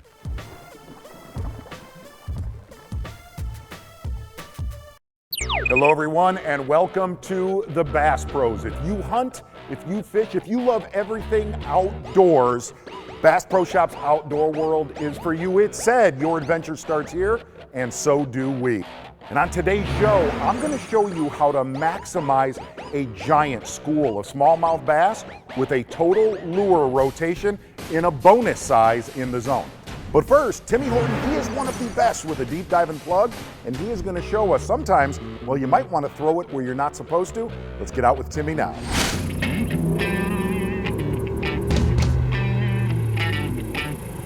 My favorite style of fishing is a big, deep diving crankbait.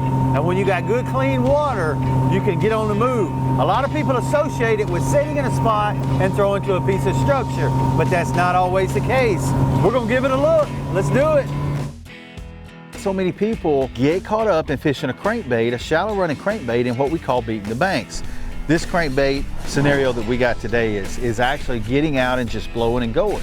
You can cover a lot of water with a big plug, and boy, does it work.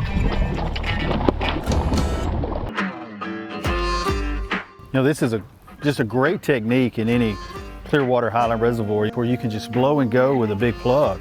And it's a great search technique too. I mean, you get into certain areas, like I've done this on bull shows before, and you get into certain pockets that just have better quality fish. I know where to go slow down. I can do it with a jig or a finesse rig or something like that aspect, but I have found the bigger fish. There's one. Man, I stopped at as I was talking and he smoked it. But it's a technique that works even for big smallmouth or any other. Well, that's a good one too.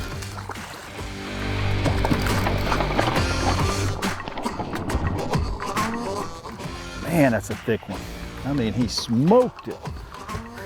It's just a great practice technique that it works phenomenal. You can really move and locate a lot of fish quickly. When you're using a lure and you're fishing too high above them, like a shallow running crankbait, or you're having to fish slowly with a jig or a shaky head or something like that, you can't cover a lot of water. And what I mean by covering a lot of water is getting on the trolling motor and going down the bank, you're gonna draw a lot of strikes.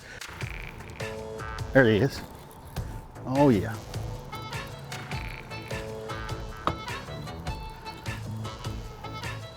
And I love this technique. Great way. Oh, that's a good one too. I mean, a good one right here, guys.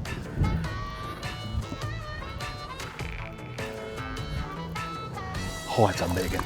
Look at that fish. Look at that fish.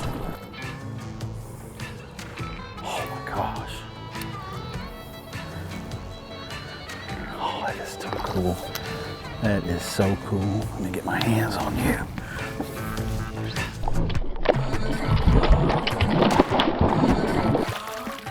Look at this big old fish right here. Look at that, guys. That is why you throw the big plug. Got him some Z-Boss 20, didn't he? Oh, that's gorgeous.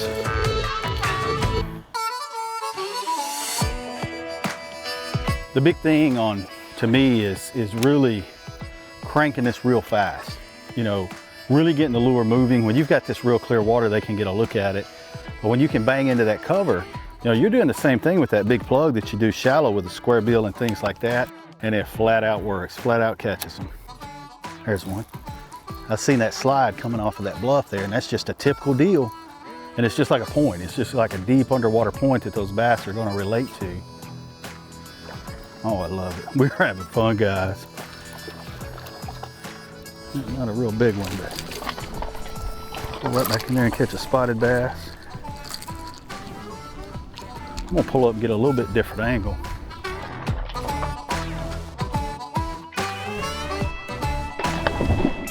You know, a lot of times when you get a slide like this, it's best to even just pull up closer to the bank so you can get that leverage of that cast coming across it.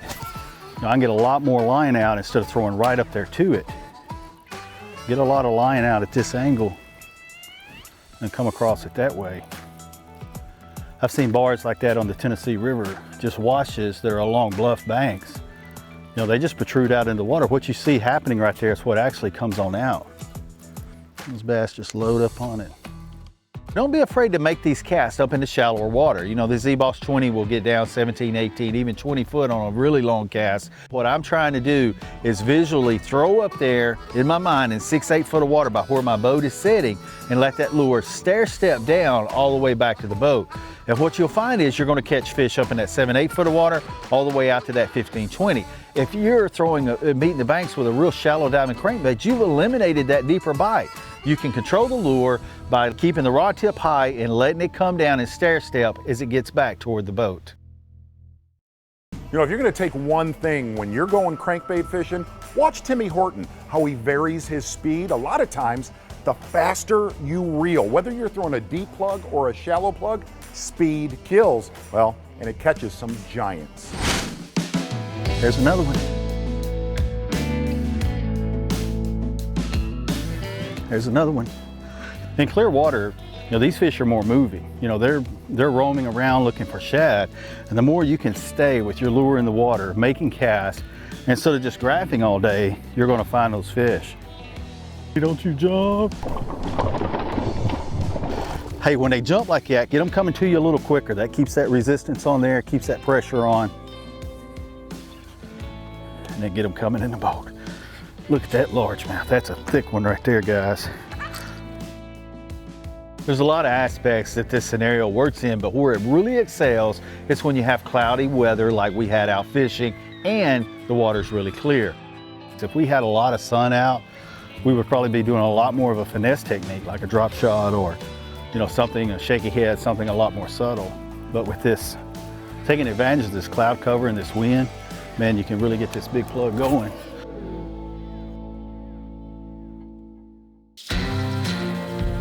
Taking a look at our rod reel line setup. This is a Lew's BB1 Pro. It's a 6:4:1 gear ratio. We got it spooled with Bass Pro Shops 12-pound XPS fluorocarbon, a 711 Pro Series Timmy Horton rod. This is the cranking rod I designed for big plugs. It works really well. And then the Azuma Z-Boss 20 in the Grand Shad color. We got it paired with Trocar #2 treble hooks. There's a good one. Oh, that's a heavy one right there. Old head shaker. And they're strong. Oh, that's a good one right here. I mean, a good one. Oh, no, that's a big largemouth. I mean, a good one. Oh. See, this is what we talked about earlier about hook placement. I got one hook in the back. Sometimes you can slowly fight them and you'll get another hook in, but that is when you do not want to put a lot of pressure on them. One hook. Oh, don't you jump.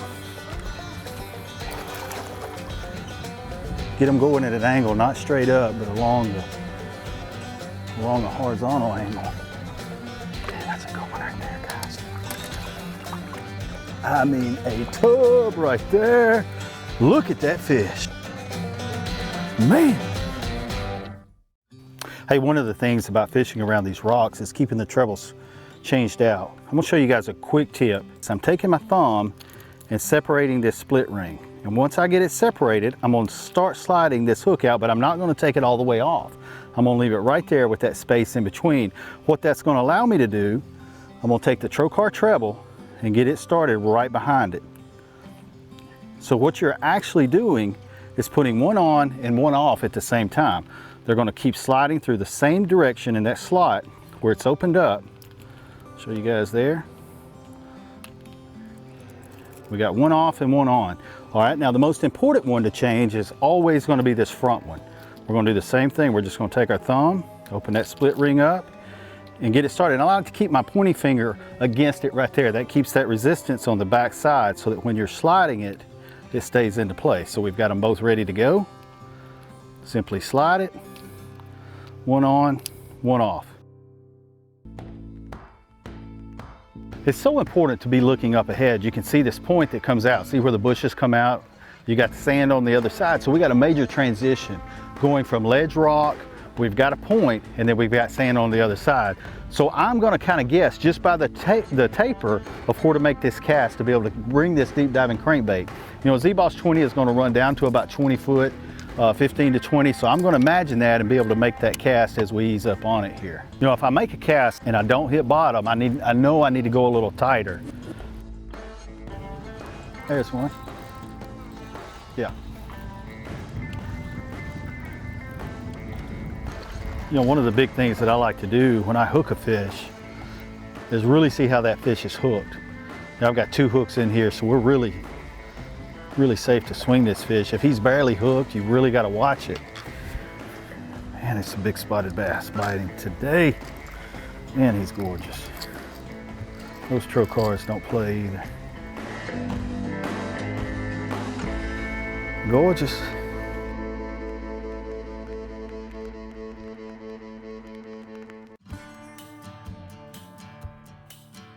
This goes back to what we were talking about finding certain stretches. I mean, those were better quality fish right there. And you know, if I'm practicing for a tournament and I get on stretches like this, I may come through with the big crankbait the first couple of times and then slow down with a drop shot or a finesse jig, but I can cover water and find out where the fish are in a given lake at any given time. Oh yeah, goodness gracious.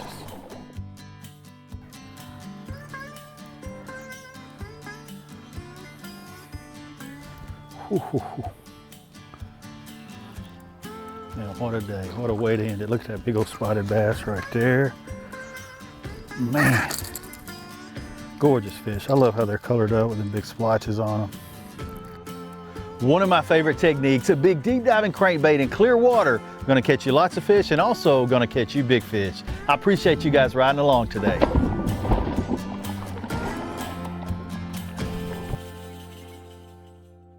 Something different.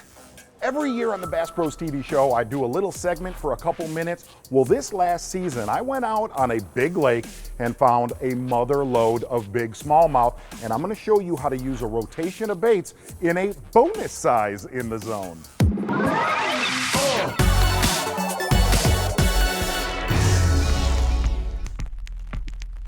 When you watch the Bass Pros, whether you're looking in my boat or Kevin Van Dam's or Randy Howell's, you always see a lot of us, we have tons of rods on the deck. We have a rotation of baits. The reason why, a lot of the times that we get to a lake, we don't know what they're going to bite. We kind of work through a process.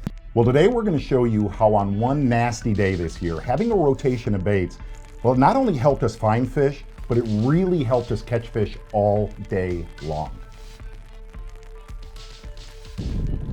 I was with the Bass Pros television crew. We woke up in the hotel and looked at the radar, and it was one of those days where you're like, no, baby cries right now. where every camera guy and myself was like, maybe we ought to pull the plug. Thank goodness we didn't. I always talk about finding the collision. Well, the collision happened. They're home. A lot of times, successful bait rotations have similarities. In this case, it really depended on the cover that we were fishing, which were deep offshore reefs connected to little transition lines. I started off with a Strike King 3.5 inch, just a standard coffee tube, one of my favorite colors, green pumpkin, purple flake. And what's amazing is there's gonna be a common theme throughout what you're gonna watch right now of how we caught them. Number one, the collision started with this. And if you'll notice, very big key, there's a very big head inside there, a 3/8 to a 1/2 ounce head to find them. I'm able to cover water quickly while getting a reaction bite with a slow bait. Hi there. Look, it's like I'm cradling a little baby. We may have found a mother lode, friends. And you see this so much in offshore schools. I caught a few fish on a big coffee tube and it completely shut down. I knew the bass, I really knew they were still there. I just needed to show them something different. Then after I caught them on that 3.5 inch, they kind of died off and I picked up a little 2.75 Strike King coffee tube, same color, but a different profile, a little bit smaller, a little bit more compact. And here's the amazing thing, they ignited again. Oh my gosh. I mean, I've got a genuine sea monster. Yeah, that's a sea monster. I'm gonna have to go to the back, fellas. That is a sea monster. Just a slight change in profile from a big coffee tube to a baby coffee tube, refired the school, and the action's on again. You're cracking them, you're cracking them. If I would have stuck with that big tube, I don't even know that I would have caught another fish the rest of the day. That is a giant bass. Here's what I believe happens when you're on a school of fish.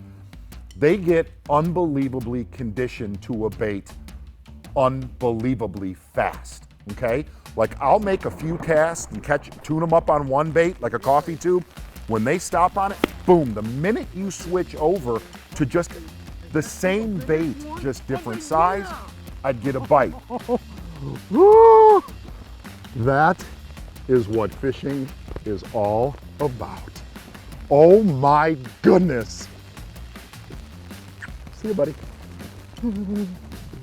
I always have some sort of a rotation to where if I collide with a school and they'll turn themselves off on one bait, I will show them something different and different and different. You know, and I've seen this so often. I started with a big coffee tube. I went to the baby coffee tube. It's working great. But I really knew it was a matter of time until I had to switch to another bait that was sitting on the deck.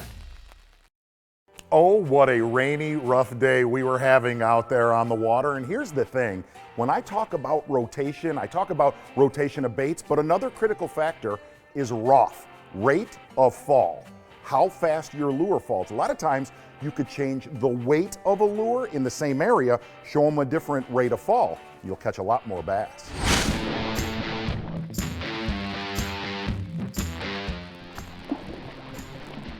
We have collided with a mega school of big smallmouth. and we're rotating through baits to keep the action going. So far, I've only had to make one switch to the baby coffee tube that I got tied on right now, and it's definitely working.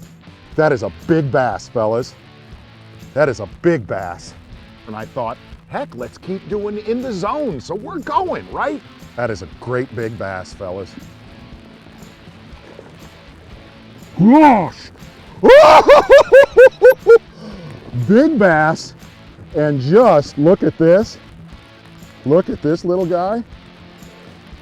A little baby tube. But again, the bite slowed way down. It was time to try something different, and I went to a very, very powerful Ned rig. In fact, a giant Ned rig.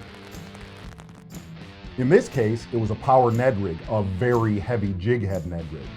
I really believe bass, once they get that instant conditioning to where they're like, ooh, that's a mouse trap, you trick them by rotating with something that looks polar opposite, and they'll fire again. And that's truly the reason of having a rotation. There was a common theme going with all of our finesse presentations. It was power finesse. Real big heads, you know, jig heads eliciting reaction bites out of a finesse technique. Every time I'd catch one, whether it was on the big coffee tube or the small coffee tube, even the Ned rig, I was pulling the entire school. The other thing is when you draw those fish near the boat, they get very weary, and that's when you have to change the profile of your bait. Really what you're doing is you're taking a traditionally slow technique, a real finesse technique, and making it more of an aggressive, a really aggressive reaction bite. You're getting a reaction bite out of a notoriously slow technique. When you're on a school of bass and you constantly rotate baits, you are keeping those fish unintelligent instead of conditioned and intelligent to what you're doing. I got a real heavy head, very heavy head. And look at that, I got a real heavy bass. First it was the heavy tube with a large profile, then we switched to a smaller tube, then to the power Ned rig. And that's when I started to realize I needed to look at something that was still heavy but had a different look. I went to something totally different. I went to a drop shot, but again, rate of fall. I went to a very heavy drop shot. It's getting a reaction bite with a notoriously slow technique. Power shotting is one of the best ways to cover water quickly and to get them to bite. Oh, what? What just happened right there? Finally came to trying something different, totally different, the big artillery. End of the day, I'm like, you think delete the umbrella here, right? I threw the umbrella, Strike King umbrella rig with 3.75 Rage swimmers, and they actually started getting bigger. That is why you throw an umbrella rig on the worst days in the history of weather. If you look through all of this footage right now, it was one of those days that we all say to ourselves, no, please no. You know those days, look at those days where at the end of the day you look like this? Things either went really wrong or, I don't know, really right the last 4 hours. Remember one thing this season, on the nastiest of days, have a rotation ready, and trust me, you can have one of the best days of your year, no, not your year, of your life.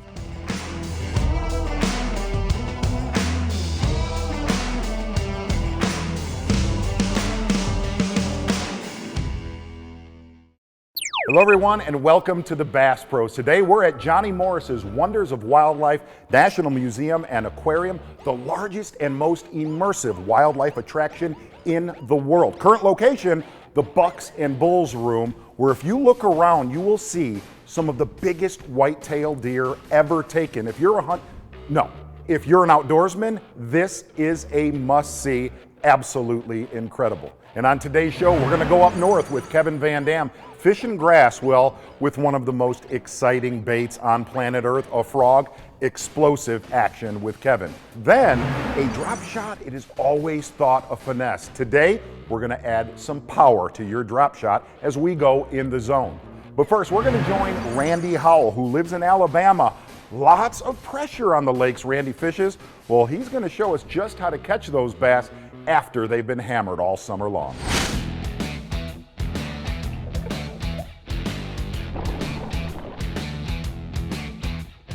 Hey, let me show you a few of my favorite baits to catch bass in the fall.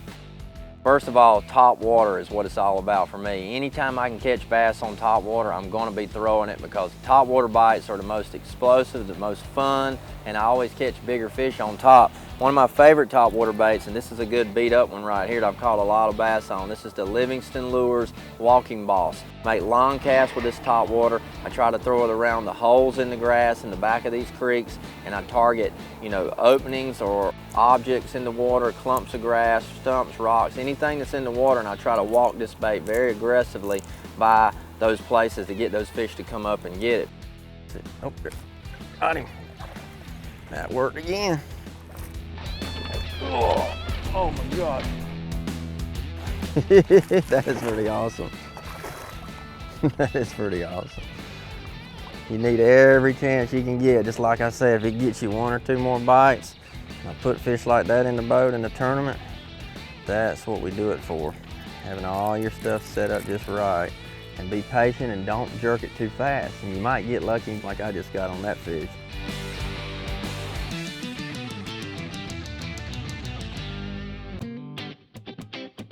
Sometimes when I miss fish or I'm getting short strikes, but you know, especially if the water's real clear in the back of these creeks, they'll come up and slap at a bait and they won't really get it good. Then I pick up this smaller bait. This is the Livingston Lures Walking Boss Junior Part 2. And it's called a Part 2 because it's got that little broken tail and that gives it a little more action. We have this in a large and a small size, but this junior size has a very subtle little jitterbug style action to it with that plastic lip. And this is a great bait to throw over those holes in the grass and really catch big bass on. I catch a lot of fish like this in the fall.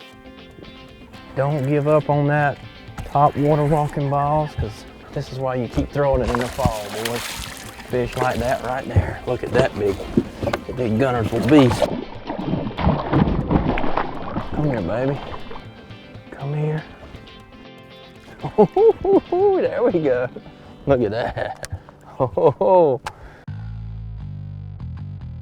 Next is a square bill crankbait. Not just any square bill, not a deep square bill, but this is a super shallow square bill. Sometimes when the sun gets really bright and they won't commit to the top water bait, and you know they're still in the areas, you can go back through those same areas that you caught them on top early and throw this super shallow howler. This is the Livingston Lures Howler square bill, and it's got a circuit board lip.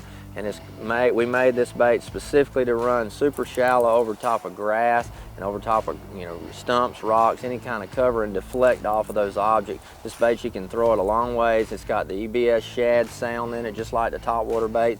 You're gonna catch some big ones on this just like you do the top water. There he is. Oh, that's a big fish. Oh, yes. That's what you throw the square bills for in this shallow water right there. You can't catch more than 2 or 3 little ones without catching. Oh my gosh, look at the size of this one.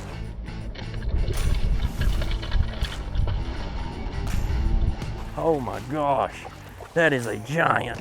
Come here, baby. Woo, look at that. Oh my gosh, I got her, boy. Look at that. Where is that Livingston square bill? Look at it, right down the goozle. That's where they eat it. Boom! That is awesome right there. I feel like I'm in a tournament. All right, you got your top waters ready, you got your square bills ready. Now, where do you need to throw them at to be successful?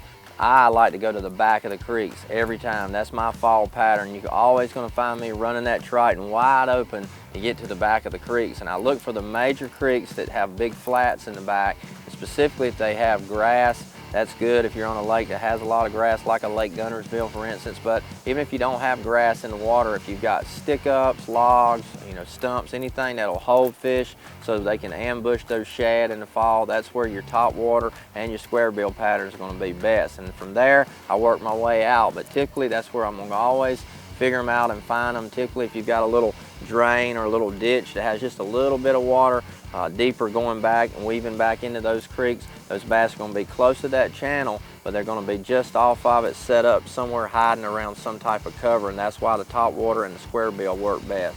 You got to be versatile, you got to keep an open mind. Never get stuck on one bait in the fall, because you're not going to be successful unless you can be versatile, and that's what it's all about if you want to catch fish like this. Throwing a frog is one of the most exciting ways to catch bass, really, on, well, I'd say planet Earth. Well, our friend Kevin Van Dam's gonna show us just a couple little tricks to catching those better than average size fish. Hey, nothing better than topwater strikes. Let's go frogging. There's one. Good one, too. God, he was shallow.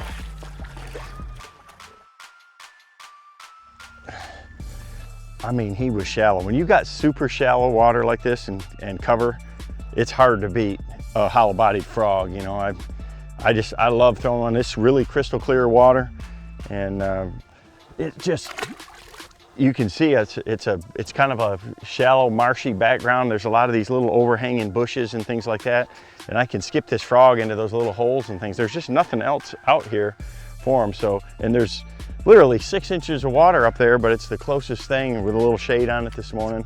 They're up there, and that frog is one of the few baits that you can throw, because anything else is going to be on the bottom right away. Heat of the summer, they like overhead cover and they like shade.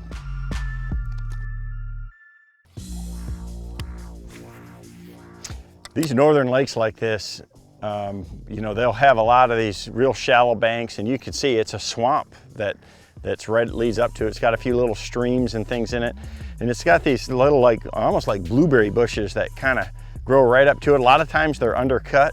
There'll be some little mats blown in there. There's a few little shallow pads and things like that. It's just a perfect spot for the resident shallow fish to get. So it looks awesome right up here in front of me.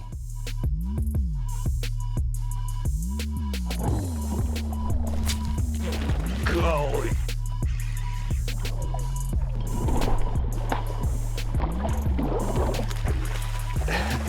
Let me put the talons down.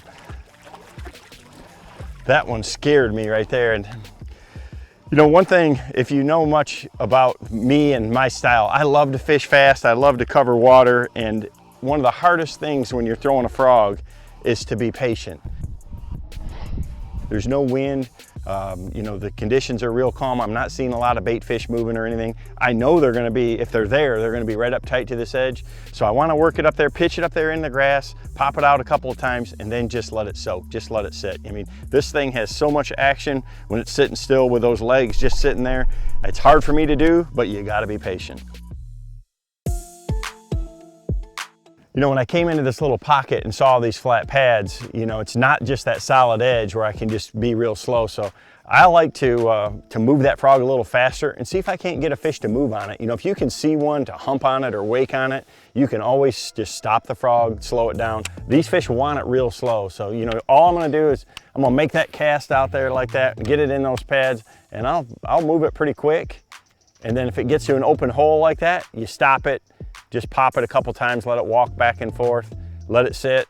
When you get back into these pads again, I'll just skitter it right along them pretty quick, and just try to see if you can see one moving towards it. If you got a huge expansive area, it just allows you to cover a lot more water. Here's another one. Got it.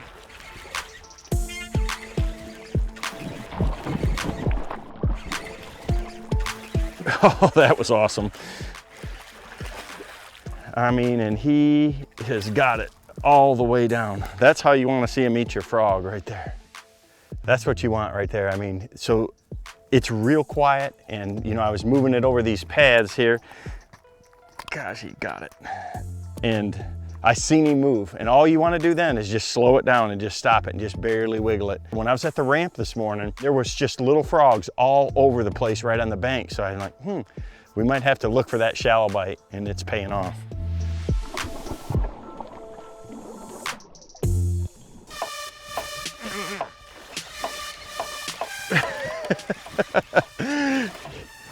He moved on it.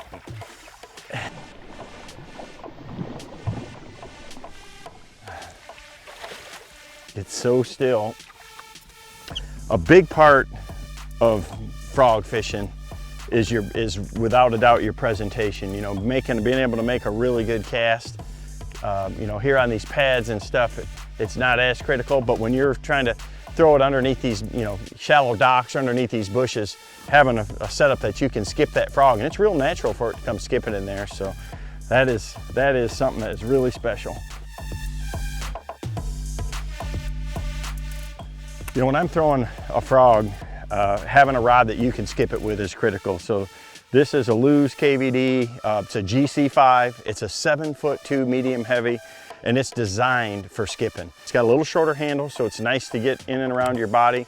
The rod itself has a real fast tip, just for a little bit, and it's got a lot of backbone here. So having that fast tip helps you to walk that frog, to work that frog real well, but then you got a lot of power down here in the rod. I've got 50-pound braid on here, and I've got a Lew's skipping reel. It's got a braking system that's designed for skipping. It only holds, you know, 40 to 50 yards of line, but you know, I can still throw it a long ways, but you just can't really backlash this reel. It's got an 8:3-to-1 gear ratio because so often you just want to burn it in to make another cast. So having a high-speed reel is really, really critical. Having a setup like this, having the reel and the right rod, it's everything for this technique, and it's a difference maker in how many fish you're going to catch.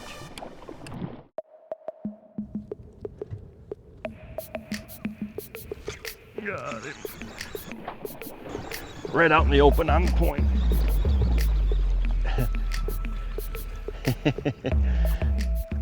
Now that one, you know, the conditions have changed a little bit. I mean, the wind just started picking up, and I came to this, you know, bulrush point right here. So I picked up the pad perch and just threw it out in the open. This is, you know, what I love to throw. If you got open water, you know, this pad perch is just super lively, and you know, it's a real natural bluegill finish, and that's exactly what they're feeding on. So he come up there and got it right where that wind was pushing into the tip of those bulrushes. This pad perch, you know, around these open areas, you can basically, you're just walking the dog with it. It's very similar to a stick bait. It's real lively. I can fish it a little bit faster, and you know, you're imitating a wounded bluegill with it. And these, you know, these bass and around these, with this wind pushing in like this, they should come out to the edges of this a little more. I'm still going to throw back in some of these more open holes and stuff, but it's where these fish should set up with this wind picking up like this. Most instances, I want my frog to be livelier. I want it to walk more. So I want to make those tails shorter. The shorter the tails, the less drag, the less of a parachute effect it has, and the more that frog wants to walk back and forth. On this pad perch, I usually take most all the center and just break them off out of there and just leave, you know, 3 or 4 on each side of it, and then at that point I can actually trim them even a little shorter if I want. But that has a lot less drag now, and it really enhances the walking action of that pad perch. It's still got a good visual sight appeal, but it just really livens up the action of the frog. I mean, it just goes crazy walking now, and it really makes a big difference, I think, in that action. Now on the sexy frog, one of the things that I definitely do, you know, I want to trim those legs to enhance that side-to-side action. So I'm going to trim about one about halfway down. I want to make the other one about a 1/4 inch longer. So if I've got one that's longer than the other, it's always, this side's going to drag more, and it's always going to want to lean. It actually throws it out of balance and helps your side-to-side walking action.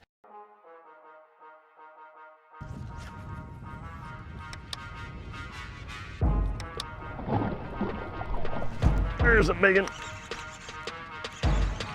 Golly, he got it right on the edge. It's so shallow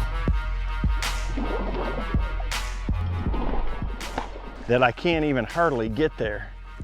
can't even hardly run the boat, the trolling motor. But yet these fish, I mean, for them, it doesn't gotta be very deep and they can get right up there and get right in it. So, but with this wind, I think it's just put them out here to the edge where they're ambushing bluegill and perch and things. But he thought he was getting one, but the pad perch bit him back.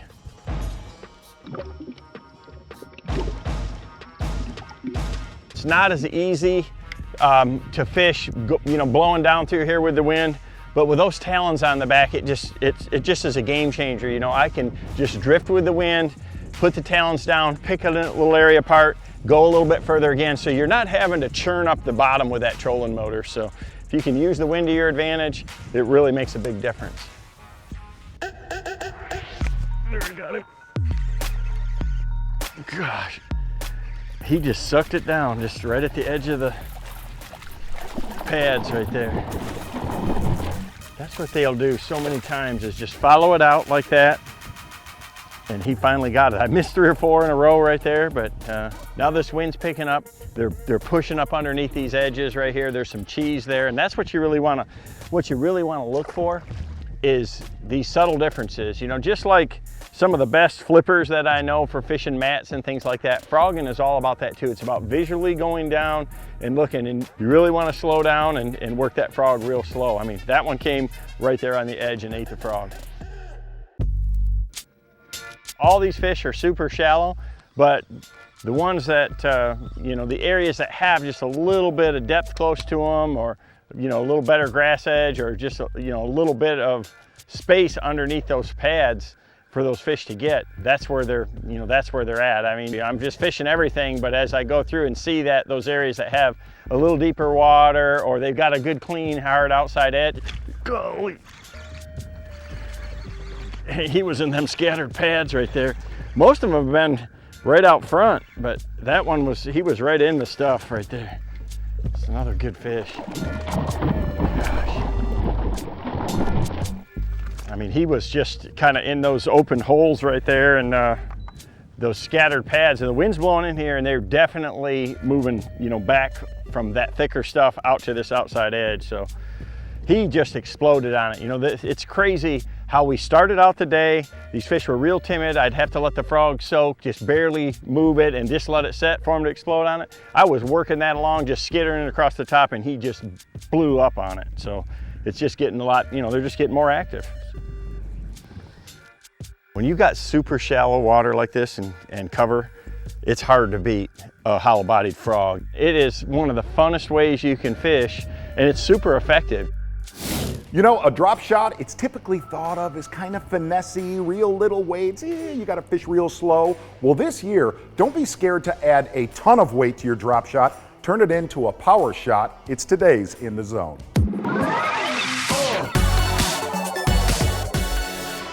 Gosh, look at that submarine.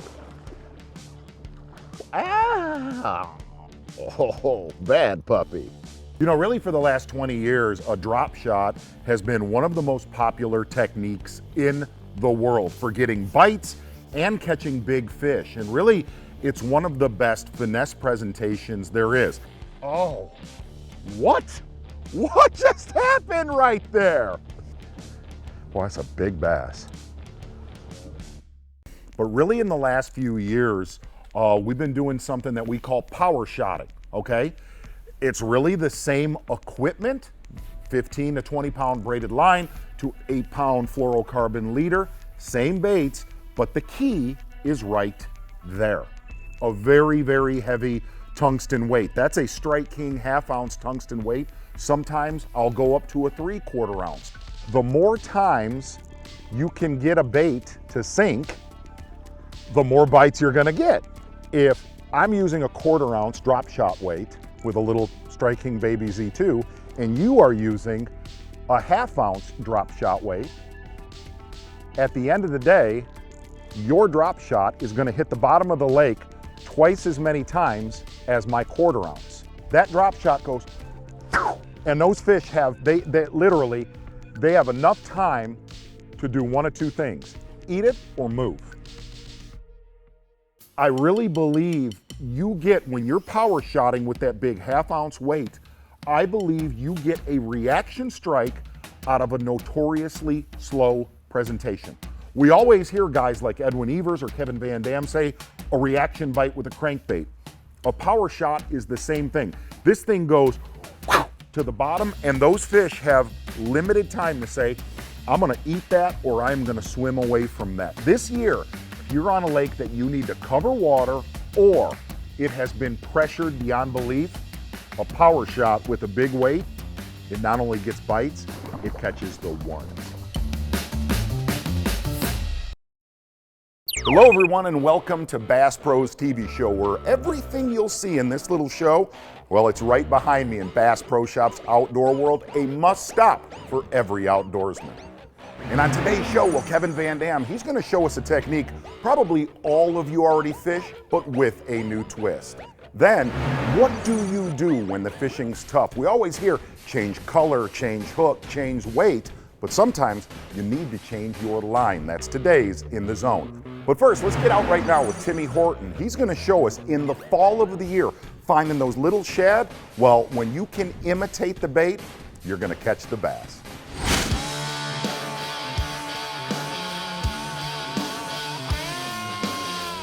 Hey, we're on Cedar Creek Reservoir. This is a Highland Reservoir in northwest Alabama. The cool thing is we're in the transition time in the fall of the year.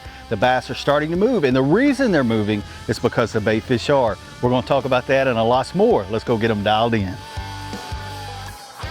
You know, we're fishing the threadfin shad, but not only the species, but even taking it a step further, this is the yearling threadfin.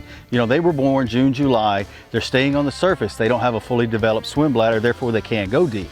So they're going to be on the surface late summer, early fall. Look for those bass to be right there with them.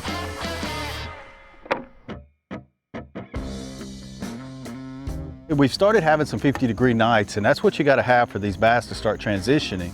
A bass's comfort range is anywhere from that 62 to 75 degree. I know that's a wide range, but that's really where they want to be. Now they're starting to get shallower, and when they first get to a place, that's when you can really catch them. We've pulled up right here, the channel is in the middle, and then it gets right on this bank, And that's really what we're getting dialed in on.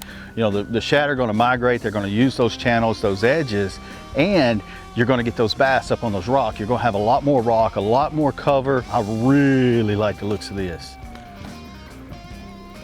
You know, this is exactly what you want to do too. You know, we talked about the bends, these big chunk rocks sticking out. What's happened over time is these bluffs have just fell off, and that creates these big rocks that are just hanging out off the water, and those are great areas. What's going to happen is those shad are going to get up there and really getting those edges, feeding on that algae around those rocks, and the bass are going to sit there around them.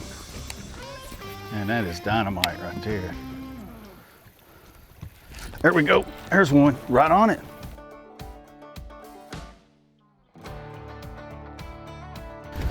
Oh, that's a good one too. I mean, a good one right there, guys. Wow, was he right on the side of that rock. Oh, yes. Look at that tub right there. I mean, that is a good one. Oh, we barely got him on that back hook.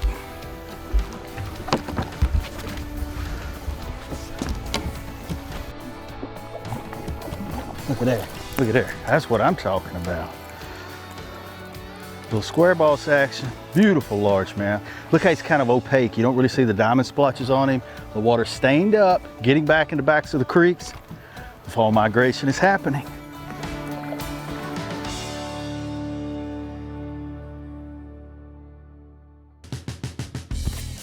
You know, one thing I like to do when I first make that cast is keep the rod tip up. You can see it bouncing there, hitting bottom. And then as I get out closer to the boat, I'm letting it down. And that's going to keep your lure in the strike zone. You want to be able to crash the bottom, hitting off those rocks. That's going to make those bass react and come in there and strike. You know, they're feeding with their lateral line in this stained water, and that's a big aspect of it. And what we've got here, you know, this is a Lew's Pro TI, a 7:5-to-1 gear ratio. Mixing it up a little bit, giving some little twitches, trying to get that reaction strike. But for the most part, it's just a steady retrieve, you know, letting it hit and hop around those rocks. I'll show you guys this lure when I get it in here, but this is an Azuma Square Boss. They're available at Bass Pro Shops. But you can see, this is what we call a school bus color, and it's just kind of a chartreuse yellow look with a black back. And I like anything that's going to be a little loud like that. We've got the Trocar trebles put on there, but just a perfect setup. Teamed with Bass Pro Shops 14-pound XPS fluorocarbon.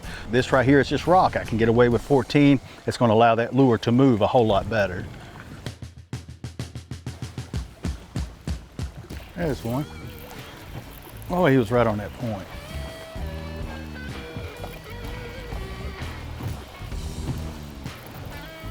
Oh yeah.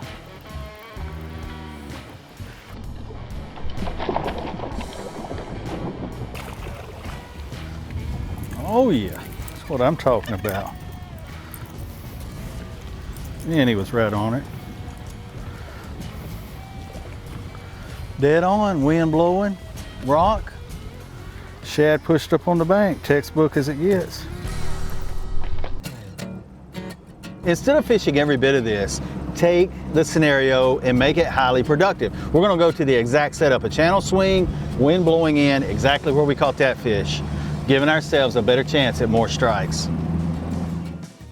You know, fishing is so much about, you know, taking situations and things that have happened and trying to make that happen during the day, you know, situations of being in the fall of the year and what you've had happen. You know, you've seen it when the fish have been out deep all summer. They move shallow with the shad transition, the water temperature's cooling down, the fall of the year, and not just guesswork. You know, it's not a hypothesis. It's literally getting out and doing what you've done in the past and making it work.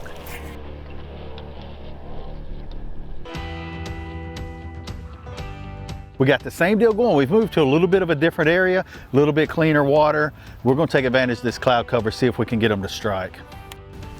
There he is. That feels like a better fish here.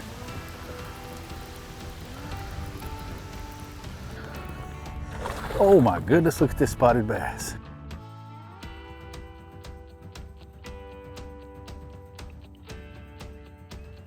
Look at that spot.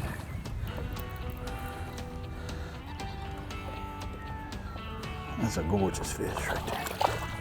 Look at that fish. I mean, that is gorgeous right there, guys. Late summer, early fall. You take all of these aspects into consideration in that transition, the shad, the yearling shad getting pushed up shallow, the wind, and get on these rock banks, you're gonna find success on your home lake. You know, we always hear about bass highways, where sand meets rock, rock meets grass. Well, Kevin Van Dam, he is gonna show us the highway, and trust me, he has a collision. Is that nice to say?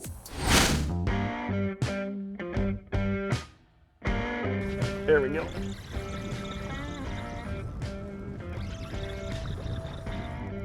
We got one there. I haven't seen him yet. I don't know what he's doing. He's digging.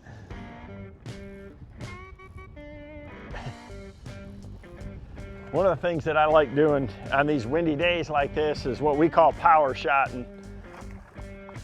And I just got a real heavy drop shot, 1/2 ounce weight.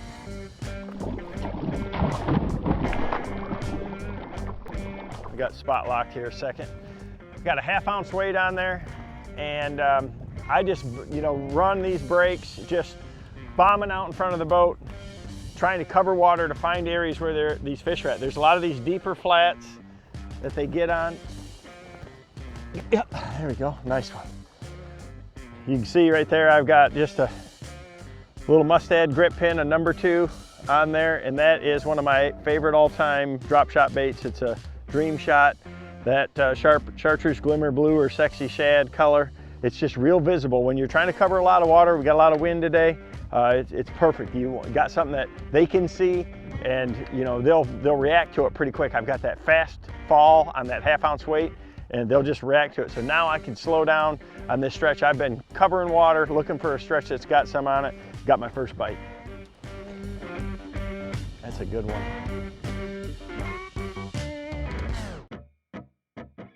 So this particular spot here, I can see on my Lake Master map, the break comes down and it stair steps. It falls off the shallow edge, and then there's another tier. It comes down to about 20 feet, and then it goes out, you know, 30 yards or so, and then it tapers off out into the abyss. And you know, these little lips like that are perfect for them to get up on and feed. And so it's got a little bit of sand, grass and stuff in places, and I'm just looking for anything, you know, on my 360 that, you know, some rocks or anything like that as I'm going down through here as well. But these just secondary flats like that, they'll just roam all over them. So I can just kind of bomb, you know, one to the edge and then one out to the outer lip and just cover it fairly quickly this way.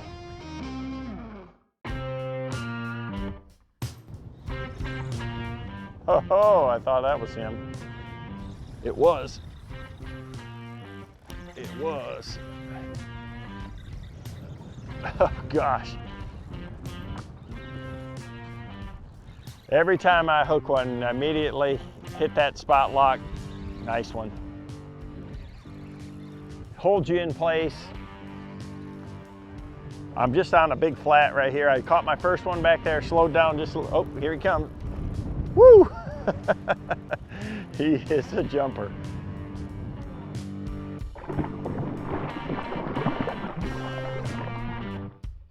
Look at this.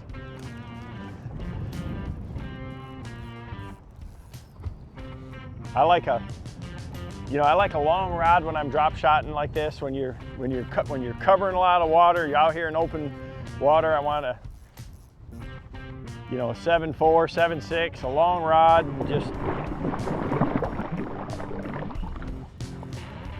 make a long cast. It just gives you a lot of control over these fish. Using a fluorocarbon leader with an FG knot to 8-pound main braid. Not a giant, but gosh, they're strong. There we go. That little mustad, I love this little grip pin edge hook. You can see he threw my dream shot, but that grip pin edge hook right there, I thread that dream shot on there. Just nose hooking with a little hook. A lot of times they'll pull your bait off. You just don't miss many when you've got that little hook right there threaded down it, just like you would a swim bait. Just a deadly little rig. Anytime I'm smallmouth fishing, that's what I like. Good solid fish.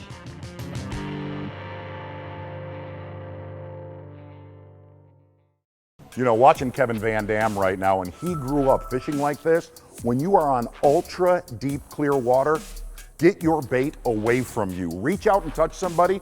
Those fish are very weary and they don't want you near them. One of the things that I like doing is what we call power shotting.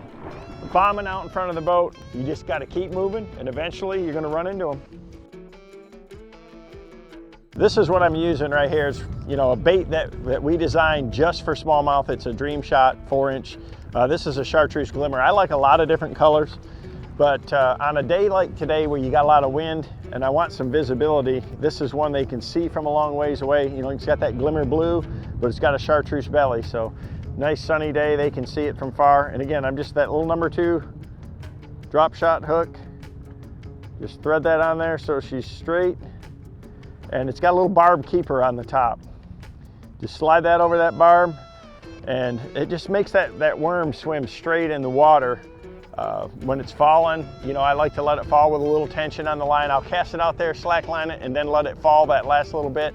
We just bomb it around and those fish they can't handle it. So we just cast it out there like that, let it sink part way down, then I tighten it up, let it fall all the way to the rest of the bottom. And a lot of them got it, you know, on that initial drop. You know, that one right there, I actually shook it a couple times and I felt him just, you know, go into it and get it. So you never know exactly how they'll want it on any given day, but most of those bites are gonna be on that initial fall and, you know, 1 or 2 shakes right after that.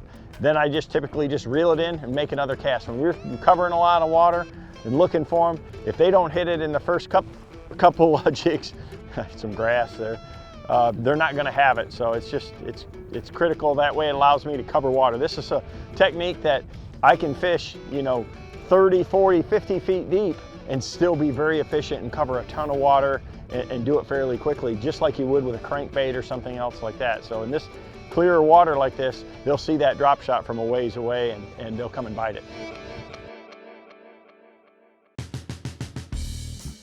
It's important you know, to use your electronics when you're fishing like this, but the sun is a big deal too. You know, I can see these transitions with a good pair of sunglasses.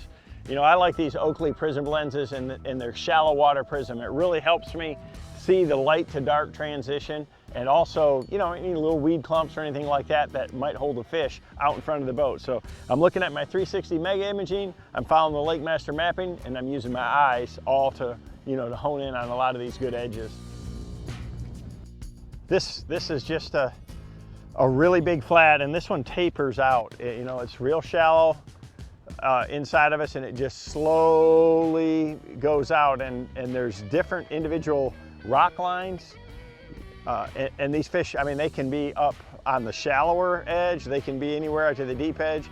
When you got the wind blowing like this with the current, it's just a matter, all I'm doing is making one cast in, one cast out, just trying to find a depth zone where these fish are at. So that last bite was in about 27 foot of water, and you know, that's something I'm gonna, you know, key in on, but I'm still gonna look a little deep and a little shallow. You just have to keep covering all the zones and let the fish tell you where they're at.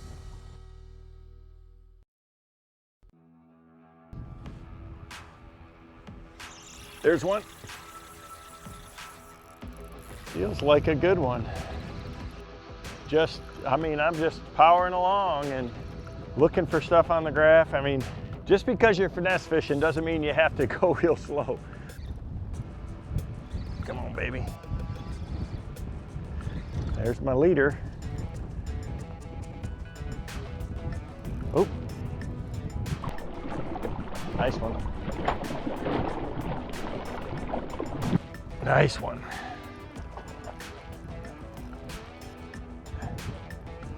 Yeah. Just let that rod play him, you know. I mean, for these smallmouth, having that super extra fast tip is everything. He's just diving for the shadows of that boat.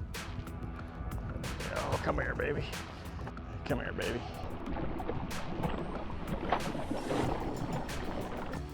He's digging.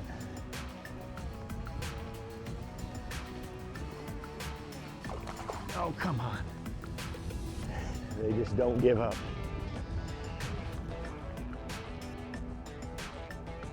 Oh, got him. There's a good one there. The old dream shot. You know, I mean, when I call it power shot, and you know, when you're just covering water, a heavy weight, looking for good ones like that, you can see he's got that lamprey mark there, but a really good fish. That's why I love covering water. These fish cover so much flat. I mean, they're just constantly swimming on these big flats. And you know, with the windy days like this, you just got to keep moving, and eventually you're going to run into them. Another big, solid smallie. Fat, gosh. You know, a lot of times when we go fishing, we say to ourselves, I'm just going to use whatever line's on my reel. But it could mean the difference between catching a fish or catching a ton. And it's today's In the Zone. Easy, cowboy, easy. You know, really, if you go through the years of In the Zones that we've done, we have shot a lot of these In the Zones on very, very pressured lakes. And the one question that we always get, whether it's on social media or seminars, why use light line? I mean, why go down to a 6-pound line or an 8-pound line when you might feel more confident throwing a 10 or a 12 or a 15 or maybe even a 20-pound line? A lot of baits, you have to use heavy line, a spinner bait, an umbrella rig, things like a jig or a frog. You need to use heavier line. But day in and day out, when we are finesse fishing, okay, when we're throwing little Ned baits like this right here, or we're throwing a small Ocho like this right here, number one, you want that bait to be natural in the water. A lot of times, even when I was growing up, I'd grab a rod and be like, it doesn't matter, and I'd tie on a wacky worm. You know who you are. You do the same, right? But here's the one thing I've noticed through the years. When you're on a lake that has been hammered all summer long, when you drop down to lighter lines on your finesse baits, number one, it just makes your bait look more natural, right? When you look at that bait in the water, it looks like it's alive. If you have a heavier line on a finesse bait, to me, it kills it. It kills the action of baits where you want them to have a lifelike appearance. The other thing is, plain and simple, the lines that are out right now, whether it's Bass Pro Shops fluorocarbon, whether it's Seagar fluorocarbon, I believe when you drop down in size to an 8 or a 6, gosh, look at that submarine. I truly believe those fish have a very difficult time seeing that line, as they would have maybe 10 years ago. Oh, what? What just happened right there? This year, if you're on your lake and you had been mauling them a month ago on finesse bait, hey, drop down from 10-pound line to 8. Drop down from 8 to 6. You'll be surprised how your catches go up. Well guys, we're out here today. It's a cold, crisp, late fall, early winter. You know, we're right here at the 1st of December and it's 40 degrees this morning, north wind. This is real life, just like it happens typically in tournament conditions. Today, I came up the lake because as you get into the late fall, early winter, fishing upriver seems to be better than down the lake. So you want to look for current, and the water's drawing down this time of the year. It's about 3 foot low. Most of the lakes that get pulled down in the winter, they get tougher and tougher until you figure out how to pattern them. So we're going to try to show you how to do that today. You got to stay open-minded, have a lot of baits rigged and ready, and we're going to try to figure out how to catch some fish. Well, I've lived on Lake Guntersville for about 5 years now, and we planned this show specifically for this difficult time of the year, late November, early December. So I'm going to start in the creeks. I'm going to work my way out to the main lake, main river. If I can find them on the main river, they're usually bigger fish as they move out for the wintertime, pattern. But if we don't, I'm thinking those creeks and those drains and those little places where the water is getting pulled down and those fish start pulling out of the shallow grass and lily pads, and they have to find a little place to settle in at, and that's the kind of places we're going to be looking for. I'm going to kind of start in the back of the creeks as the water starts to get pulled out like it is now, dropping. If you can catch those schools of fish that are back shallow that are moving out and find them schooled up on a big point or a flat or a little drain coming out of the creek, you can really mop up on them one day. Maybe 1 or 2 days. They may leave, 3 days from now, there might not be any here. So if you catch that little school, you can do well. It feels like a bass. Yeah, there we go. Watching those birds out there again. Oh, that's a good bass. The old Pro Ripper. Jump down here and get this dude before he realizes he's hooked. There we go. That's a good one right there, boys. Really good start right there on the Livingston Pro Ripper lipless bait. Like I said, lipless bait's a good way to find them when you're searching for them. He was right on the end of this drain coming out of this flat, so that might be a good clue to clue us in on what we need to be doing. So far, that's pretty quick, just 30 minutes of fishing, and we already got 1 3-pounder in a tough, cold front morning like this. I think we're gonna have a good day as we figure this out. Key baits that I'm always gonna depend on in the late fall or early winter time is first, a Pro Ripper, Livingston Pro Ripper. That's a lipless crankbait, 1/2 ounce. That's my favorite one in some type of a shad or chrome pattern. Second is gonna be my square bill Livingston Howler square bill crankbait. I've got a shallow crankbait. It runs 2 to 4 feet. That run over top of that grass, and then a bladed jig with a Yamamoto Seiko little fish trailer on the back that looks like a shad. It has a good shimmy to it. Those are the 3 baits that I'm gonna depend on, and I'm gonna rotate through constantly, just changing them, picking them up, trying to get that reaction bite. Caught that 3-pounder, and then I had 2 or 3 more bites, had another fish on.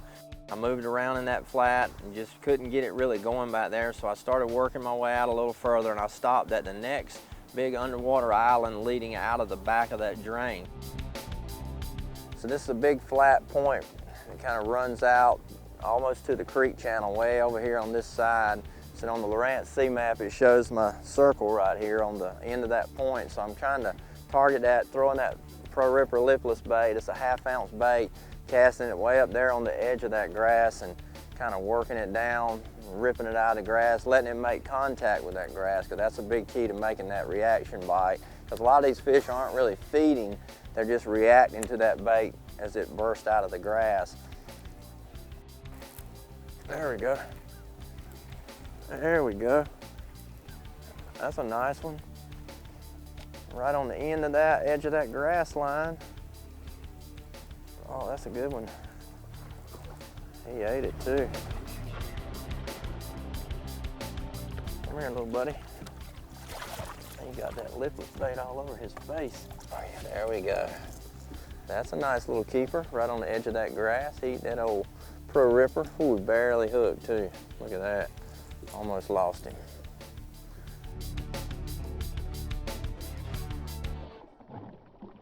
Well, one more fish on the Pro Ripper here, the lipless bait.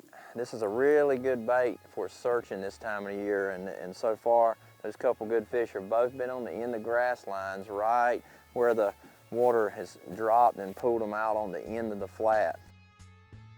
I hadn't fished out here all year in this area.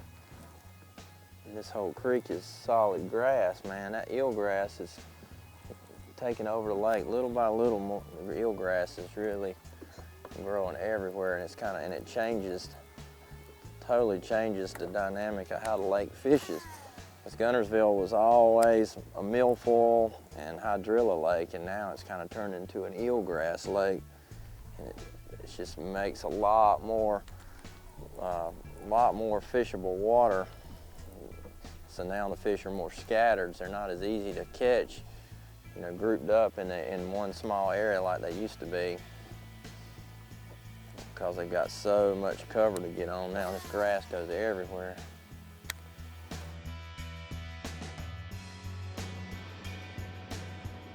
Well, as we moved our way out of this first creek that I started in, we saw, you know, a good bit of current running, and I know with the water being 3 foot low, they're sucking the water out.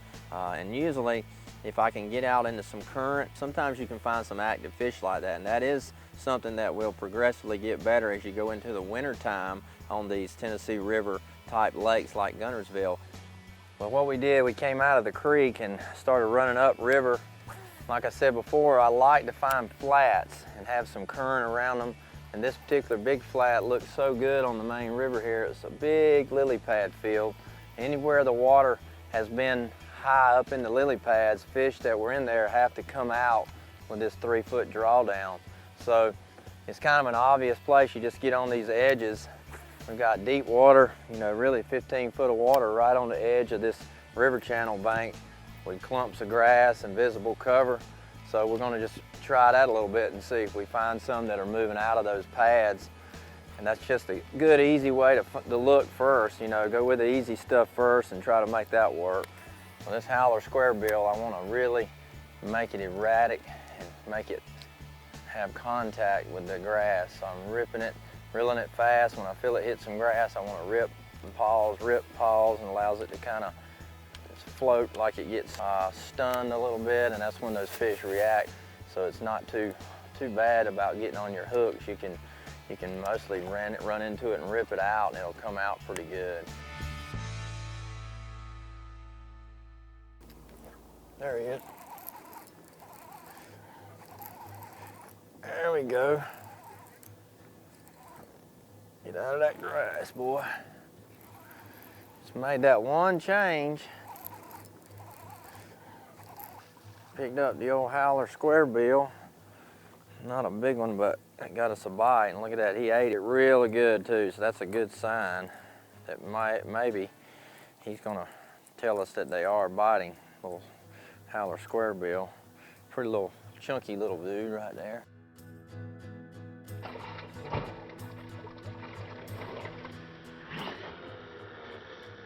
So anyway, the overall theme kind of fall that we're seeing today is kind of normal for what we normally see in the fall. It's a little later, it's almost winter, but we hadn't had a lot of cold weather yet. But so far the fish seem to still be in the creeks. They're not out on the main river yet. I was expecting them to be out there a little more with the current, but I think with the water being so clear back out there on the main river right now in this cold front, those fish out there are just not really active. But the ones in the creeks that are still drained out into these, pulled out into these little drains and ditches, those are the ones that seem to be reacting a little bit better.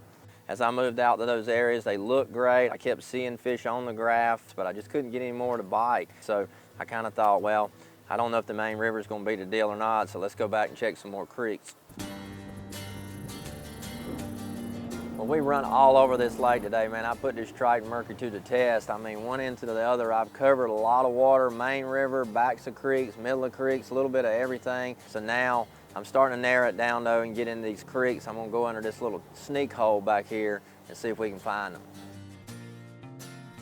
Got a few of these little sneaky holes that on Lake Guntersville that have little culvert bridges under them, and they're protected on these windy days. So as I get out into here, man, I'm loving what I'm seeing because I'm getting some stained water mixing with this really clear water, bait fish, everything looks right.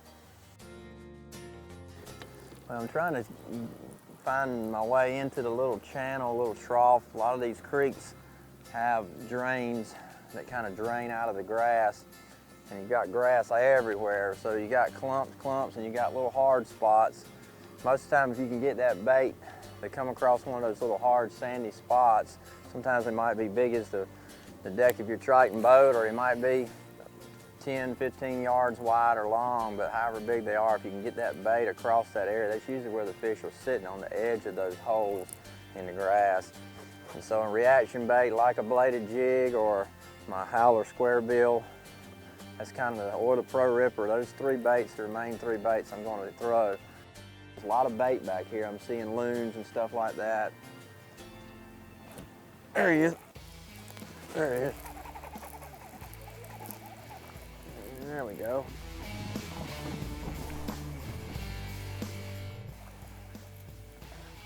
Bit that old bladed jig. Nice fish. Get on up in here, big boy. There we go. It's right there in the middle of that little drain. Just like we've been thinking, all the pattern that's working out is those fish are moving out with this water dropping right out in the middle of this back of this creek drain. So see if there's some more out here. Decent keeper. There we go. And that was a bladed jig. Got the Yamamoto Seiko trailer, little fish trailer, good little tail. I got a little chartreuse on that. This time of the year you want to go with your natural dark colors in this grass in this lake in Guntersville and a lot of the lakes in the fall versus a bright white or chartreuse and white. You want something more in the green pumpkin shad family like that, and that's always good for me. So far it's been a tough cold front day, wind blowing pretty hard. But we're finally getting a little bit of a pattern put together through the day. We caught 4 or 5 decent fish, you know, basically in this same type environment in the drain, somewhere the water's drained out off the ends of the points or in the middle of the creek drains, out away from the lily pads and grass. And we're seeing a lot of fish on the graft today, and in these areas, we're just not getting a lot of them to react and bite, and that's probably just conducive to this time of the year, plus the cold front. First big cold front we've had in a while here. So hopefully we'll keep working at it and land on a little spot and catch a few good ones here before the day's over with. There's one. Roll right back through that same area. Same area. I just circle around. I always remember that. And you catch a fish in the area in the grass, there's usually more fish there. You just got to get out there, get right back in the same spot. You look for those shadows where the grass is thin and it's like a hole in the grass, and sure enough, that's a good bite. You know, there's probably more fish in that area too, maybe. I'm hoping. Another small keeper, but this is a good bite on a day like this. It's a tough day.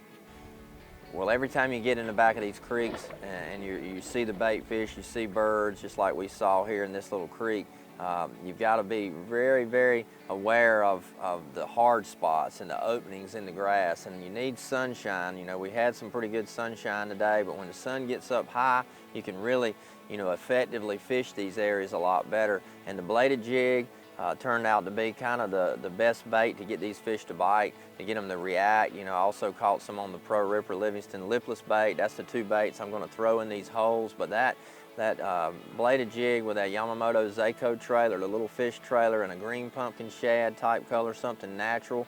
They're very finicky, hard to make bite, but getting that reaction bite, throwing into those holes, and it's real key to see those white spots, those light openings in the grass. Sometimes they're as big as your boat, sometimes they're even smaller than that, but targeting those holes with that bladed jig, ripping it, letting it fall, ripping it, letting it fall, and that's how we ended up turning this day into a good day.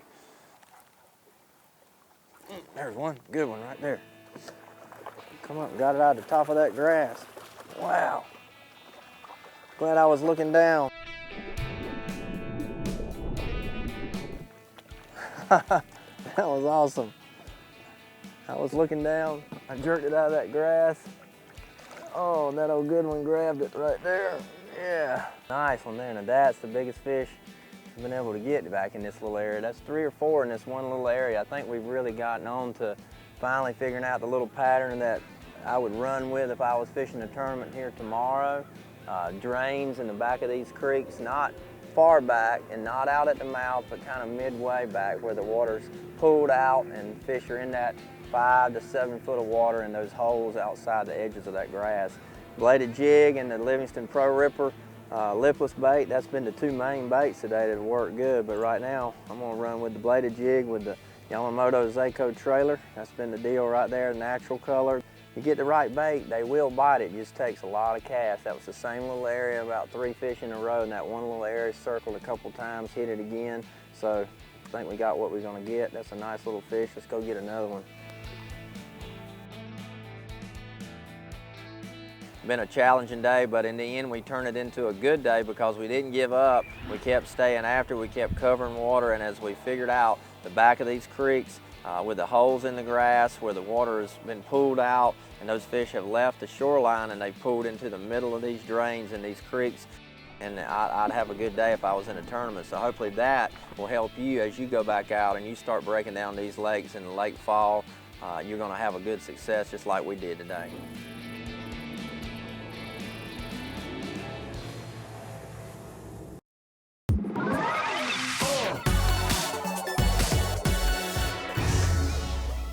You know, some of the best in the zones that we've shot, we have shot in weather like this right here. You know what, in all honesty, the weather really does suck right now. I mean, everything's wet in the boat. Whether it's been for the Bass Pros TV show or Zona's Awesome Fishing show, we tape in really, really, really bad stuff. And if you're not prepared for that kind of weather, you're not gonna last out there. And what's really interesting is some of the worst weather days, like you're looking at right here, they are some of the best fishing days. That is why you throw an umbrella rig on the worst days in the history of weather. Number one, always have a base layer underneath, okay? Base layer to a hoodie. You want to wear layers to stay warm. You always want to make sure you've got boots on to where your feet don't. Look, here's the best way to put it. If your feet get cold or your hands get cold, your duration is about 20 minutes and you're finished. The other side is wear a warm rain suit. In this shoot right here, I think I was wearing a Bass Pro Shops 200-mile-per-hour suit. I'm wearing a 100-mile-per-hour rain suit right here. The great thing is I'm going to stay dry. And really a good set of rain gear, it cuts wind chill, it cuts boat spray in the best of weather. Whenever you have a guest in your boat, talk to them prior to make sure they're prepared. Remember, they're in the passenger seat and they've got, I don't know, a wind chill of about 65 miles per hour. Make sure you talk to a guest prior to going out on the water. Another thing, consider running down the lake 60 to 70 miles per hour. Face gear may be very, very important. Always have a pair of dry clothes ready, multiple pairs of gloves, and the biggest thing, make sure this year that you have a rain suit that is going to keep you dry, because trust me, like I said, some of the worst weather days, weather elements on the water, Great big bass, fellas. Well, they were the best fishing days, and without this stuff, we'd have never made it. Gosh! Hello everyone, and welcome to the Bass Pros TV show. We're here at the mothership, Bass Pro Shops Outdoor World in Springfield, Missouri. It all started right here many years ago, and it's time for us to get started right now. On today's show, well, Chris Lane, he is going to take us out on his #1 favorite lake and show us a few of his winning techniques. Then you can drag a tube, you can pop a tube. I'm going to show you how to crack a tube, and it's one of the best ways to catch them as we go in the zone. But first, one of the most asked questions in bass fishing: how do I use my electronics? Ott Defoe, one of the masters, he's going to show us not only how to set our electronics, but how to see fish with them. Something I get asked all the time is, what do I need to do to get the most out of my electronics? How do I need to set them up? I want to go through a few of the menu options that I adjust that helps me really be able to see bass all across the country in a lot of different scenarios.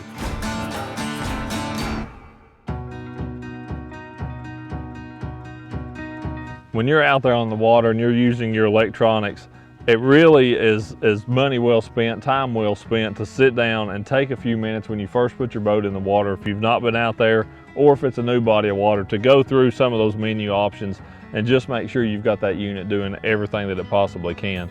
For me, I run Humminbird. These are Helix 12 Mega Gen 3 units.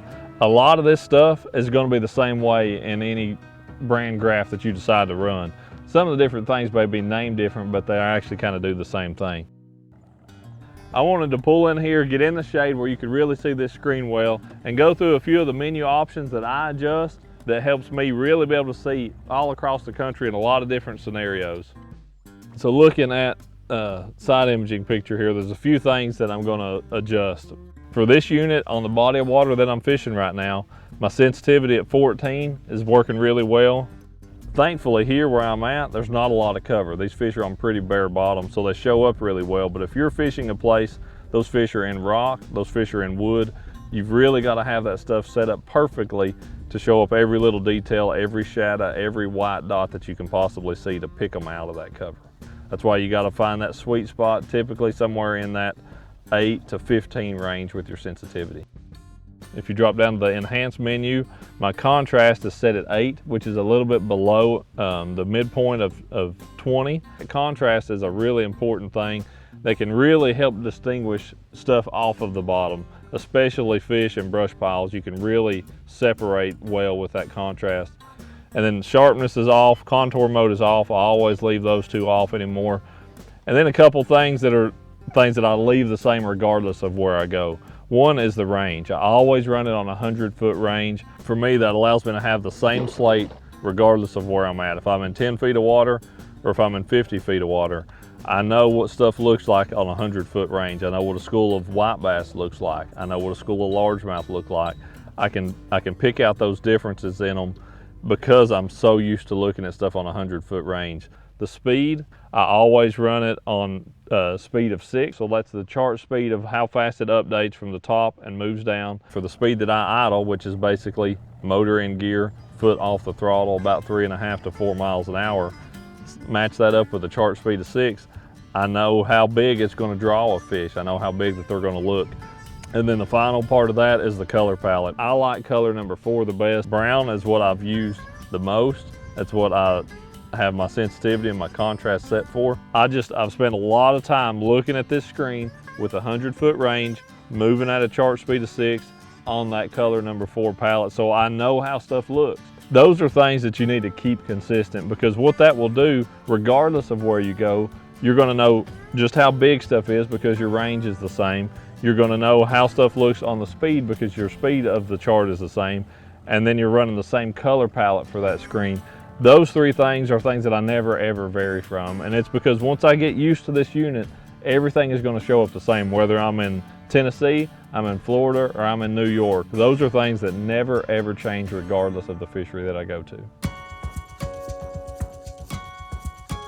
With side imaging, some people, if you're new to it or just don't understand the technology a little bit, understanding where stuff is that you see on the screen in relation to where you're actually at in the world is really important. You see fish on side imaging, but going back to actually put your bait on them is definitely something else that you got to learn. But to really understand well, go buy something very obvious. A bridge pier that's on almost any body of water, but the lake we're on actually has silos in it. So I can see right as I start picking that up, that's when I started seeing that silo on the screen.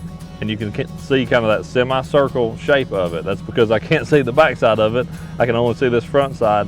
And then that black shadow that extends all the way off the screen, that's because that silo goes all the way above the surface of the water. So that's why that black shadow goes all the way off. The other stuff down there on the bottom part of the screen, those are actually pieces of concrete. That's part of the foundation of that barn that was there years and years ago to go with the silo, so that you've got a big foundation there as well as that silo. But that gives you a really good visual. So that just helps give you an understanding of where that is when you're seeing it. That's definitely those fish sitting just out here on that 360. On the side imaging, what I've got on the back of the boat, it's looking perpendicular to either side all the time. 360 is doing just that. It's making a 360-degree sweep all around the boat, every direction. So the way I have my 360 set up, I'm running a 100-foot range. So from the center to the outside is 100 foot any direction. And then there's rings. There's 25, 50, 75, and then that 100-foot ring. That just gives me some reference to know just how far away I am from those fish at all times. A lot of times what I've realized is just how far I cast.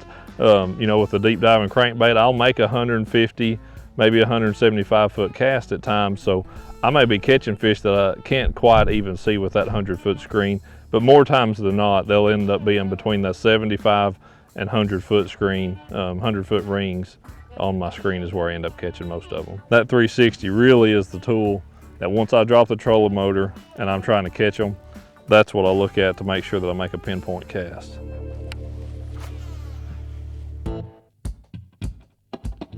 You can have these great graphs on your boat, but until you get out there, you spend that time in those units to really get them dialed in, that's when you're going to get that return. So, man, I encourage you, if you've got these units already, any type of good electronics, if you're wanting to get more out of them, put the rod and reel down, put the motor in gear, turn your graphs on, and just start riding around and looking. That's really what it takes, is a lot of time sitting in this driver's seat, staring at those screens. You got to put your time in on those electronics. That's the only way it'll ever happen.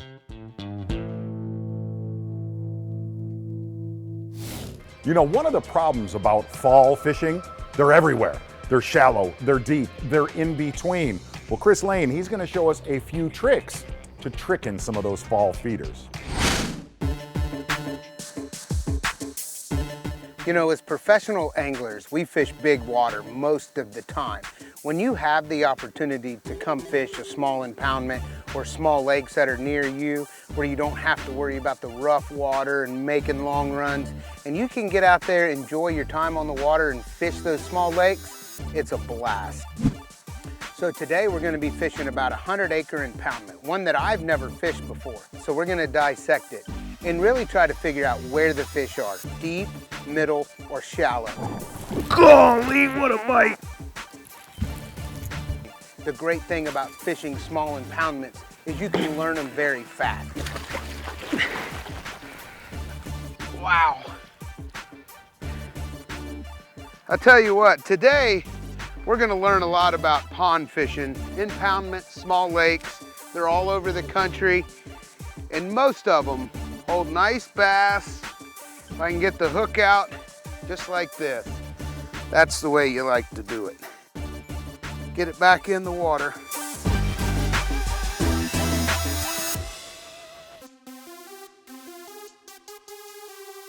Wow, so when it comes to new impoundments that you've never fished before, and there's so many of them, new lakes are coming up all over the country. The small ones like this, whether they're private or whether they're public, you want to check every bit of the water column. This morning we're starting out with a lane changer up on top of the water, then we'll go to a vibrating jig, and then maybe even to a worm later. As we've just gotten into this impoundment, I really like the way it looks. You've got the shallow vegetation, you got shallow water, But as you go through and as you can see out through the impoundment, there's some cut throughs, there's some what looks like deeper water, and what's gonna be a lot of fun to maybe try to catch a big one later on. So one thing I've already learned about this body of water is it's got a lot of shallow grass flats in it. You can kind of see them. The one thing we want to make sure we do is try to find some deeper water at some point today. It looks like there's a lot of fish in here and a lot of fish to be caught. We're throwing top water right now because the water is only about a foot to a foot and a half deep, and you can actually see these fish. There's one actually coming at it right there. We'll see if we can get him to bite it. And he got it. Not a big one, but there again, lots of fish in this body of water. How do we find those bigger fish today? That's a statement we'll remember when we catch a big one.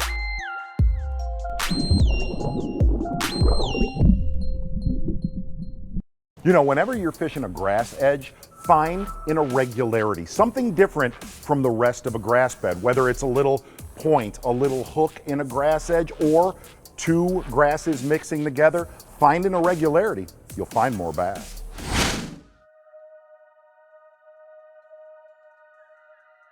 So one important thing on a small impoundment like this is to use your senses. It's your eyes and your ears are your two main ones, because you can hear and see fish from across the lake, from the other side of the point. They're all right in this area. You can see everything. So make sure that you always keep your eyes and ears open on small impoundments, because that itself can teach you where the fish are. So a lot of the times in small impoundments like this, you have to be very quiet. I think some of the bigger fish have kind of known that we're in here, so we're gonna slow down a little bit, try not to make as much moves and as much action, because you can see these big fish pushing off. And I'm pretty sure they're bass, but I haven't been able to get those to bite. So if we slow down and they don't know we're here, maybe we can get one of them big ones. Oh my gosh. If that's a bass, that is a big bass. Oh my gosh. Did you see that thing? Oh, that's one of the ones you're after. Oh, get back in the boat, baby. Oh, look at that.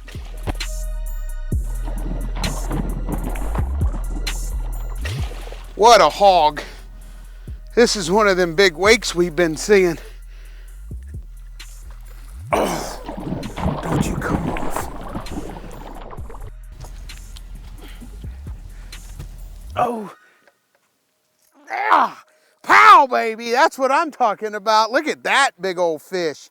Lots of little fish so far. Seen the bigger wakes. Now the bigger fish are starting to show up. Look at that. Let's unhook this one, get it back in the water. I mean, had it all the way, all three hooks in his mouth. That's the way you like to do it. There she goes. Getting dialed in a little bit more. Slick, calm, throwing the lane changer. It's just a prop bait. The one thing I've learned is the bigger ones, they want it slower. So as we're fishing and as we're throwing that top water up in the real shallows, as you come around, you can see the lily pads. It kind of comes off of this point.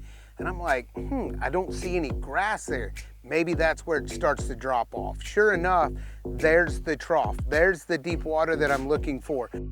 So as we're working our way down this impoundment, the water's gotten a little bit deeper. It's got a little bit different color to it.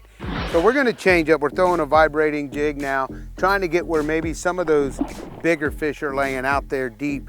You know, shallow ponds and impoundments like this, the one thing about it, the fish love to be shallow. They love to get up there and get the bugs and anything that falls off on the bank, but the deeper water can hold those bigger fish, and that's where we're at now. So we're about 6 foot deep. That's pretty deep in some impoundments like this. So we're gonna stay out here and see if a bigger one's laying down there. One thing I know is that it gets shallower towards the bank. One thing you wanna do is just follow that transition, 6 to 5, 3, 2, all the way to the shallow water. Uh-oh, uh-oh, uh-oh, this is a big fish, guys. This is a big fish. I mean, a big fish. out in this deeper water, he has got me all up in these lily pads. Oh, we're just gonna power pull down right here because there might be more. Get out of there. Oh, wow. Look at this hog.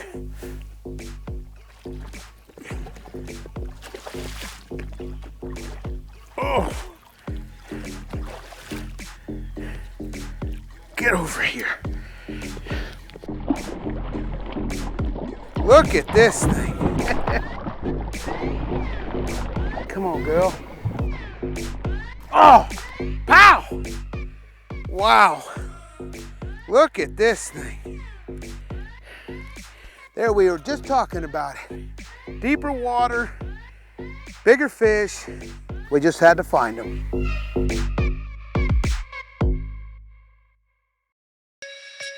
So when you're in small impoundment, so one thing you want to focus on is to learn from the first time that you fish it, so that when you go back, you know not to make the same mistakes that you did the first time.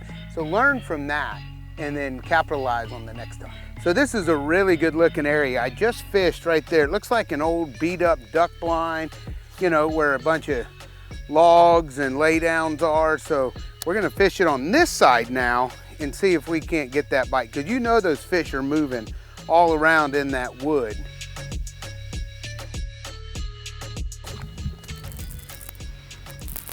What a fish. Just sitting, he had to come right out of that wood. Always only got the back hook.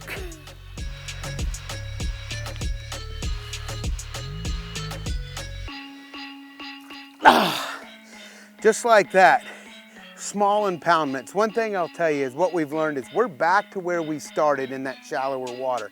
So we've kind of circled this pond, fished it, you know, the way that we wanted to, and what did we learn? We learned deeper water down there, bigger fish down there, a lot of fish up in this area, nice ones just like this 3 to 4 pounder right here. Wow, is that fun? So small impoundments, they're really no different than the big lakes. You know, you still have the dams in most of them, you still have vegetation, you still have creek and deep channel cuts and stuff like that. The thing is, it's so much easier to figure out the fish because if they're biting, they're gonna be in that impoundment compared to other lakes where they could be 100 miles down the lake. So small impoundments, really take your time, fish it kind of quick at the beginning to kind of learn where everything is, and then get dialed in and enjoy your day on the water. The old forgotten tube bait, right? When you look at a tube, you're like, what does that resemble? Well, it pretty much resembles every profile of something a bass eats. And when it's fished the right way, it's one of the most powerful tools. It's today's In the Zone. Easy, easy. Hi there. Look, it's like I'm cradling a little baby. You know, to me, one of the most productive ways to bass fish is cracking a tube. What a lot of people think is when you're cracking a tube that you're moving the bait this far, you're only moving the bait probably 3 to 5 inches at a time. And all I'm doing is getting that bait out there and bouncing the slack in my line. I only want that bait on the bottom to bounce 4 to 5 inches. And it makes that tube basically scoot like a crawdad, scoot like a, wow. And that is the whole art of it, is just popping the slack out of your line. And then when one locks on it, just keep popping your rod, okay? Whoa, there's a mess. Hey, there's a train wreck already. Uh-huh. That's cracking a tube. I'm throwing a Strike King 3.5 inch coffee tube, green pumpkin purple flake, probably one of the best colors on planet Earth. If you really look at my setup, number one, it's a Lew's Mark Zona Signature Series Tube Kraken Special. It's 7 foot 2 inches. It's got a soft tip with a lot of backbone. I want to have leverage on a big smallmouth or a largemouth way out from me, but most of all, I want to have leverage at the side of the boat. And see, where he gets leverage is right there. But that rod lets me control him to where he doesn't control me anymore, okay? I use straight fluorocarbon line, Lew's Custom Pro 3000 size reel. And the great thing is, it's an entire system and it absolutely catches them. Wow, I just landed another baby.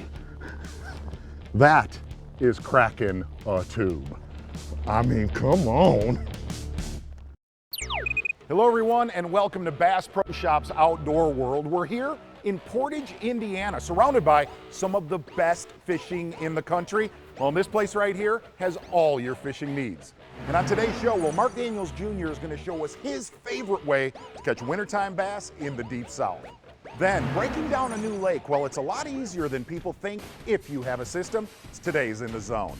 But first, Edwin Evers, well, he's going to show us a technique. Well, it's going to help you be successful all year long. There's one. God, that feels like a good one.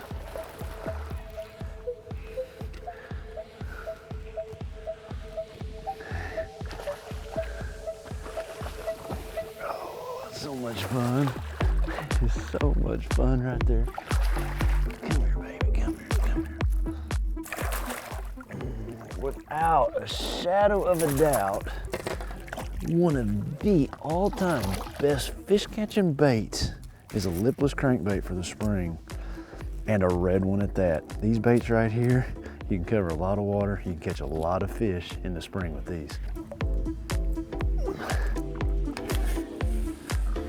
One of the biggest advantages of the lipless crankbait, why I think it's so productive in the spring, is that you get to cover a lot of water with it. It's just a bait that you can chunk and wind and reel in quick and just put that trolling motor on high and cover water. So many times in the spring, you know, those fish are just moving, you know, you just got to cover water to get lots of bites. There's a lot of fish moving around, and that's one of the beauties of a lipless crankbait.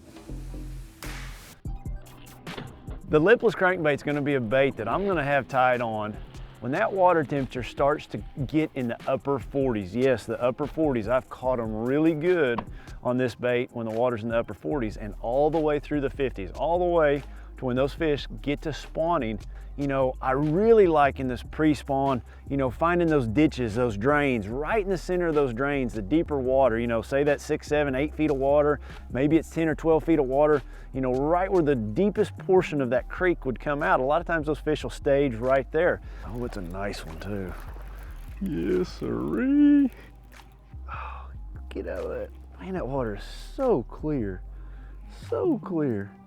Oh, I just barely got him hooked. Just barely got him hooked.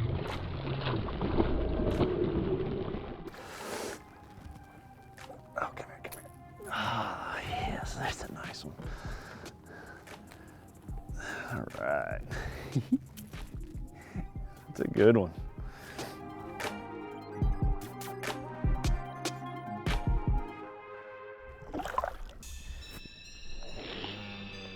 When I'm fishing a drain like this, I really like to give it multiple casting angles. But I really like the cast where I can come right down that grass. I feel like I'm keeping my bait in the strike zone the entire time. Vary it up, you know, figure out what they want on the given day, the given conditions that you're presented with. You know, some days it's a real slow retrieve, you know, something like that right there. Some days it could be just a really fast retrieve. Some days you really got to jerk it and pause it and snatch it out of the grass. So give it different retrieves, you know, till you figure out on that given day what speed, you know, how slow, how fast, you know, how high, how low in the water column those fish want it for the day that you're out there fishing. There's one. There's one right there. Oh, it's a good one too. That is one thing about springtime fishing. When you get a bite, be sure you throw back in that same exact spot. Oh, it's a big one. It's a big one. That's fish number 3 right there, just bam, bam, bam, all on that same lineup. Oh, buddy, buddy. Oh, he's just barely hooked again. Man, those are some good hooks on there. Oh, stay on there, fish. Stay on there, buddy. Stay on there. I got you. I got you. Looky there. All right. All right. Big, long fish, isn't he?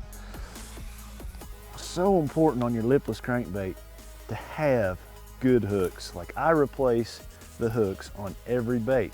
I put those EWG style hooks. These are Berkeley Fusion hooks. I put a little bit bigger hooks on there. That helps you catch those fish right there. That's a good one. All right, thanks, buddy. All right.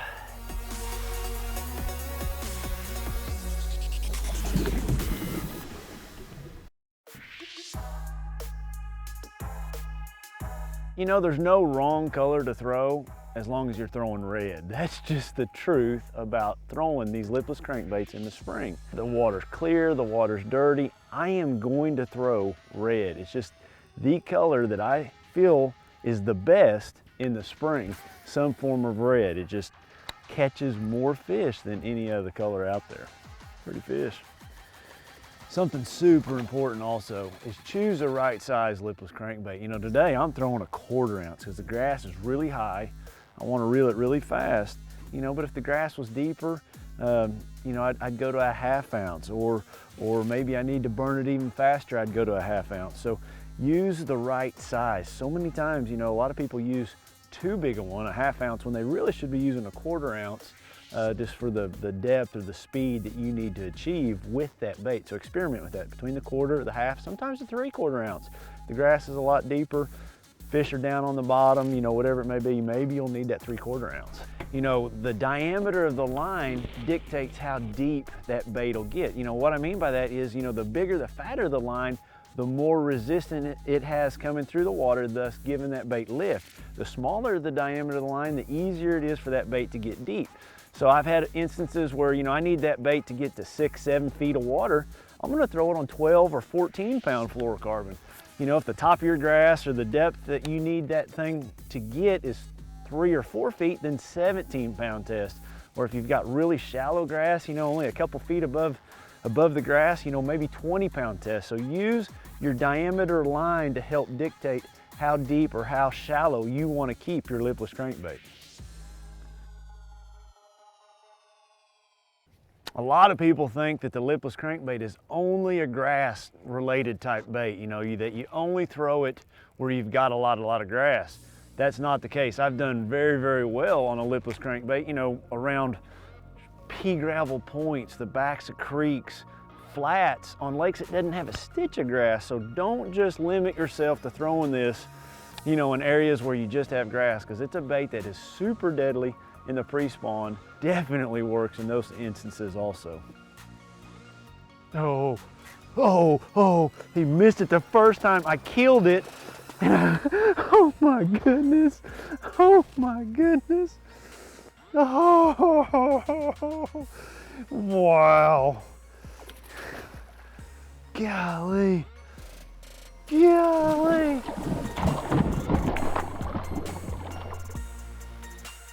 Man, what a fish. I saw him come up on it, and I just seen a flash out there. Oh, he's gonna jump again. And I just killed it, and he turned, and I seen him get it. That's how clear that water is. Come here, buddy. Come here, buddy. Oh, man, thank you so much. You made my day. Oh, what a good one. What a good one. Oh, that's what lipless crankbaits right there will do for you. You will catch a bunch of them. You can catch all sizes. It's just so much fun to fish them. Anybody can fish them, any age. They're just kind of just a really great bait to fish. Man, what a great fish. Thank you, thank you. Fish, you made my day. Made my day. There's another one. Oh, that feels like a pretty nice one too. Yeah, that's a real nice one.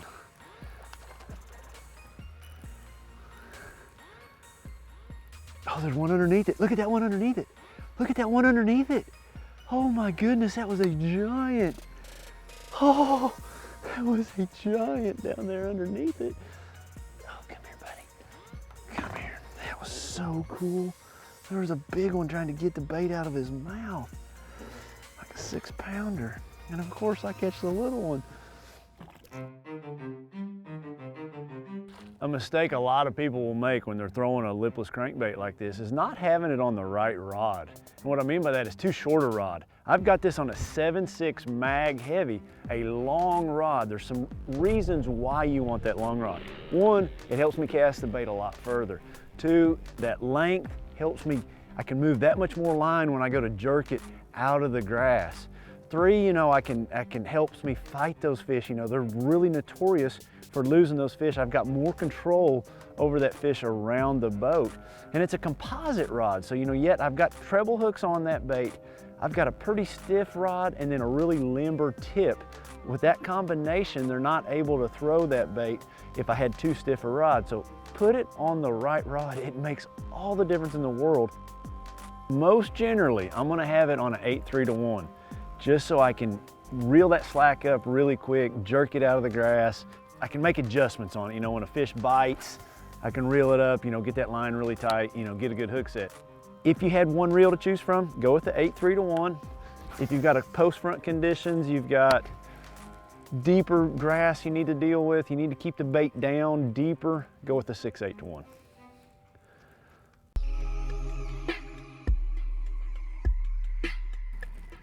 Oh, there he is. I don't think he's very big. I don't know. What do I got? Oh, it's a nice one. Golly, he just ran right at me. Got me in the grass. Come on, baby, get out of there. Come on, come on, come on. Oh, he's buried in the grass. Come on, shake out of there. Shake out. Golly, he's buried. I'm pulling as hard as I can. Oh, there he comes. Oh, it's a nice one. It's a nice one. Look at this one. Look at that one. He is gonna flop big time when I get hold of him. Yes, big old chunky bass. Isn't that awesome? Isn't that awesome? It doesn't get any better than that right there. I just love it. I love it. I love it. Yes. The lipless crankbait, just for years, ever since this thing has come out, is a bait that you have to have tied on. In the springtime, you can cover a lot of water with it, catch a lot of fish with it. Well, we all know wintertime fishing. Well, it can be pretty tough, but there's always a way to catch them consistently. Let's learn how from a consistent angler in 3, 2, 1. All right, guys, we're out here in Central Alabama. Spring is in the air. It's late February, and during this time of year, more times than not, you're gonna find me casting some form of crankbait on rock transitions. There he is. Little guy. Oh, I don't know. Oh, no, it's not. Boy, he hit that weird. Stay hooked up, baby. He's not too bad. Spotted bass. Nice spot, too. Come on up in here, buddy. There we go. This is what we like to see. All right, pre-spawn fish, up shallow, getting ready to push further back into this bay and go ahead and do their thing. They're just waiting on the right water temp. But prior to that, they set up on these rocky transitions oftentimes, moving back and forth, feeding on crawfish and obviously shad. And that guy got some big eyes on him. Funny looking joker, but hey, we are happy to see you. SB57, getting it done.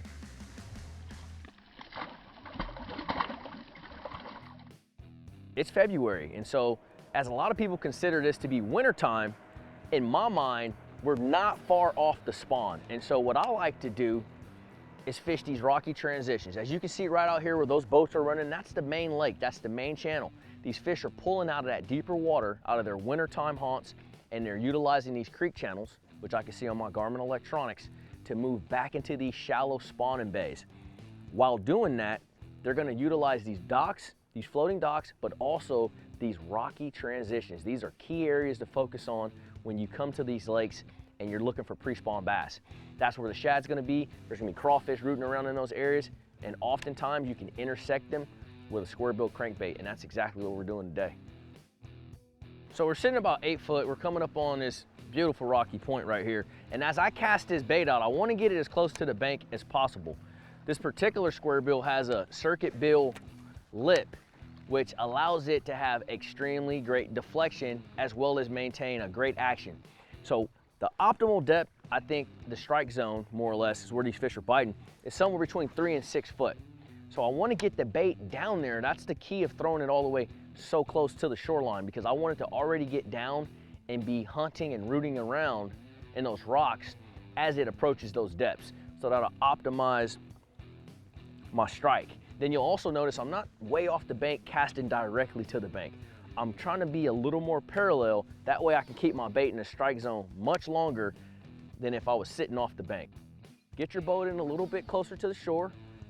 Make that cast really tight to the bank so you can get the most action and the most depth out of your bait, which is gonna ultimately get you more strikes.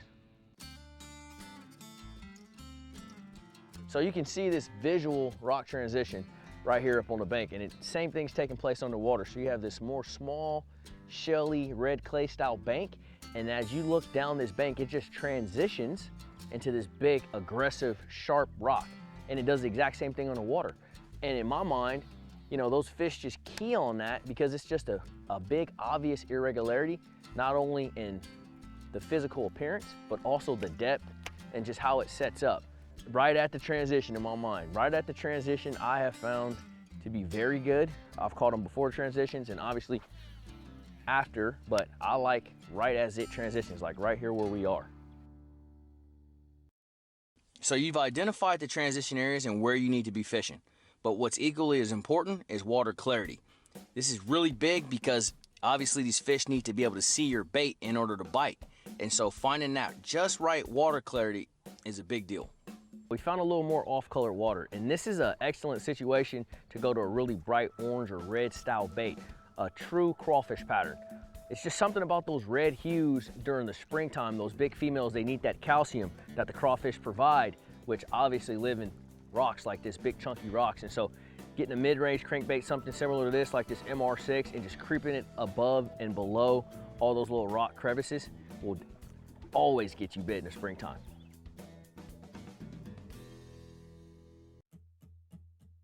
That's a better fish.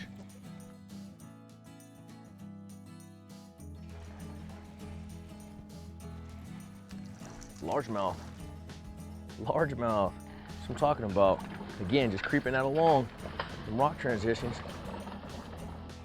You don't know what you're gonna get. They're mixed, largemouth and spots alike. It's not a giant one, but he's a good fish. He's a fighter too. Barely hooked though. Come on up here, buddy. There we go. There we go. A nice, chunky, healthy Alabama River spotted bass. You can't beat it, man. Orange colors, the red, the oranges, a true crawfish, and this is what you can expect to see this time of year. All right, guys, so we've narrowed it down to the right type of habitat. We've narrowed it down to the right bait. And next week, I'll show you other places where you can also get these sort of bites. One of the most asked questions in bass fishing, where do you start on a new lake? Well, you start with a system, and it's today's In the Zone.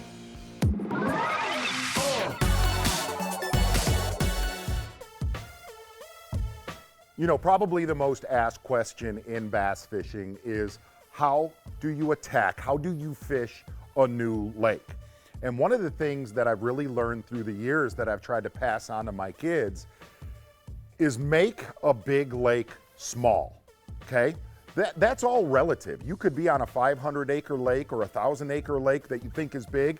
Make that lake smaller. You could be out on Lake Huron, make a gigantic lake like an ocean smaller. And one of the ways that I've learned that through the years, if you look at your mapping, if I look at my electronics or I look at satellite mapping on my phone or just a regular topographical map, is I look for the biggest flats on any lake that I'm fishing.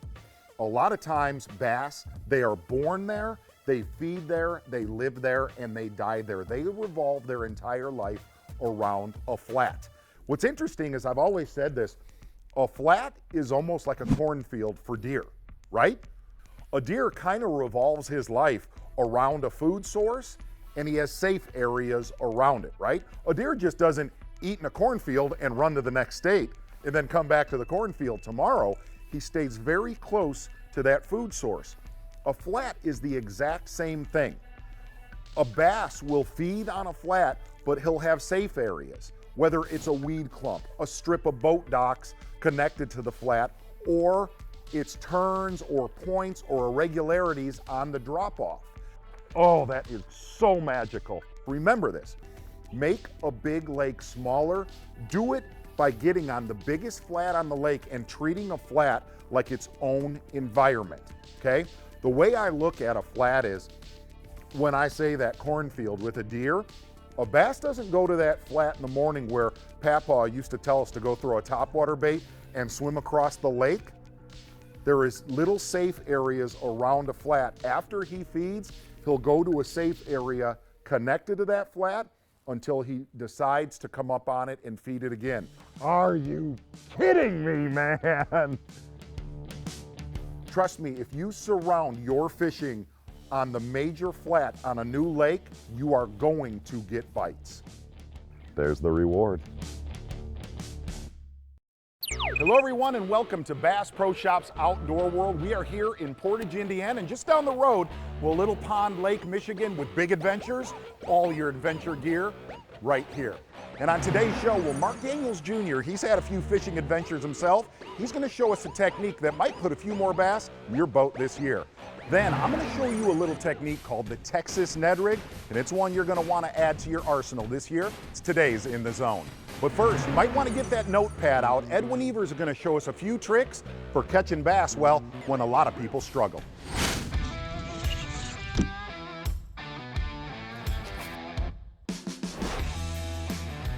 I'm gonna give you 5 must-have rod and reels. It's a question that I get asked all the time, all across the country. Hey, what do I need to throw on this? Or what rod action do I need for this? I'm gonna break it down to 5 rod and reels that if I only had to have 5, I could fish anywhere across the country and it would be the right setups for the right bait.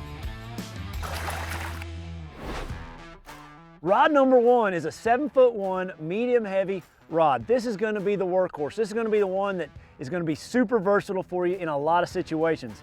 Vibrating jigs, spinner bait, swim jig, football jig, casting a worm, finesse jig. The list goes on and on what this rod right here will do. There's a fish right there. What makes this rod good is the tip versus the backbone ratio. You can see when I'm pulling on that thing, I've got a lot more backbone, you know, all the way down in there, but still it's got a good tip on it, you know, to where I don't pull that bait out of the fish's mouth when I get a bite. All right, looky there, that's a good one. That's a good one right there. When I'm using those spinner baits, those vibrating jigs, I'm gonna have it a 6/8 to 1 gear ratio reel. If I change it over and I'm using a football jig or a swim jig or something like that, you could use an 8/3 to 1 gear ratio reel. It's very, very versatile in all your applications for fishing, and it's one you've got to have.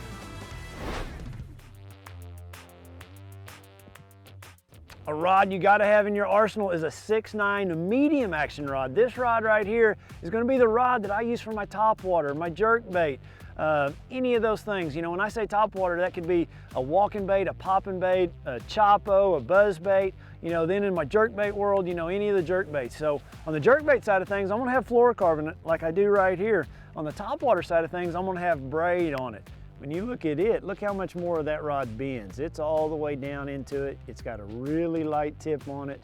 Right there, that is a perfect rod for throwing a jerkbait, throwing a topwater, anything along those lines. That is the kind of action that I want in that rod. This 6'9" is the right length, the right action for all those applications that I'm gonna use that for, and it's gotta be one that's gonna be in your top 5 because you're gonna run across instances where you need those baits to be able to have a successful day on the water.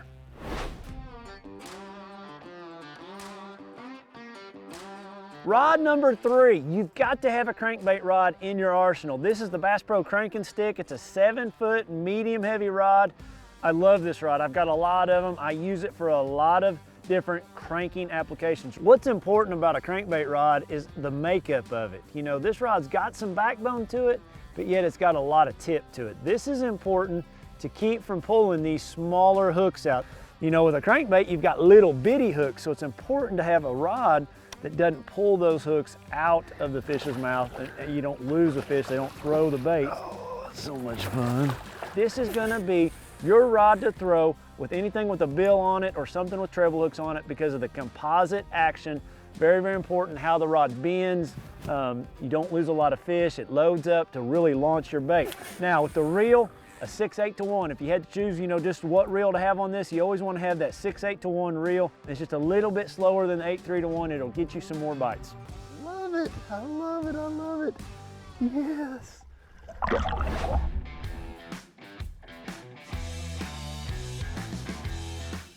Rod number 4. This rod right here is a must-have. You've got to have this rod in your arsenal. It's a 7.3 carbon light heavy. It's stiff. I'm pulling on that thing hard. It's got just a little bit of tip right there, but man, it has got some backbone to it. You know, I can really drive a hook home with it. I can throw bigger baits on it. You know, right here I've got a 1/2 ounce jig, something I can flip around stumps, you know, flip around docks. It's gonna be perfect for throwing a frog, throwing a swim jig, throwing a big 1 ounce jig, you know, in deep grass. All those scenarios have this one with an 8/3 to 1 gear ratio reel. This rod also right here, this is the rod that I used to win the Bassmaster Classic and had a finesse jig. I had it on 12-pound test on this rod, you know, in the Bassmaster Classic. So it's just a very, very versatile rod that I use that's always in my applications.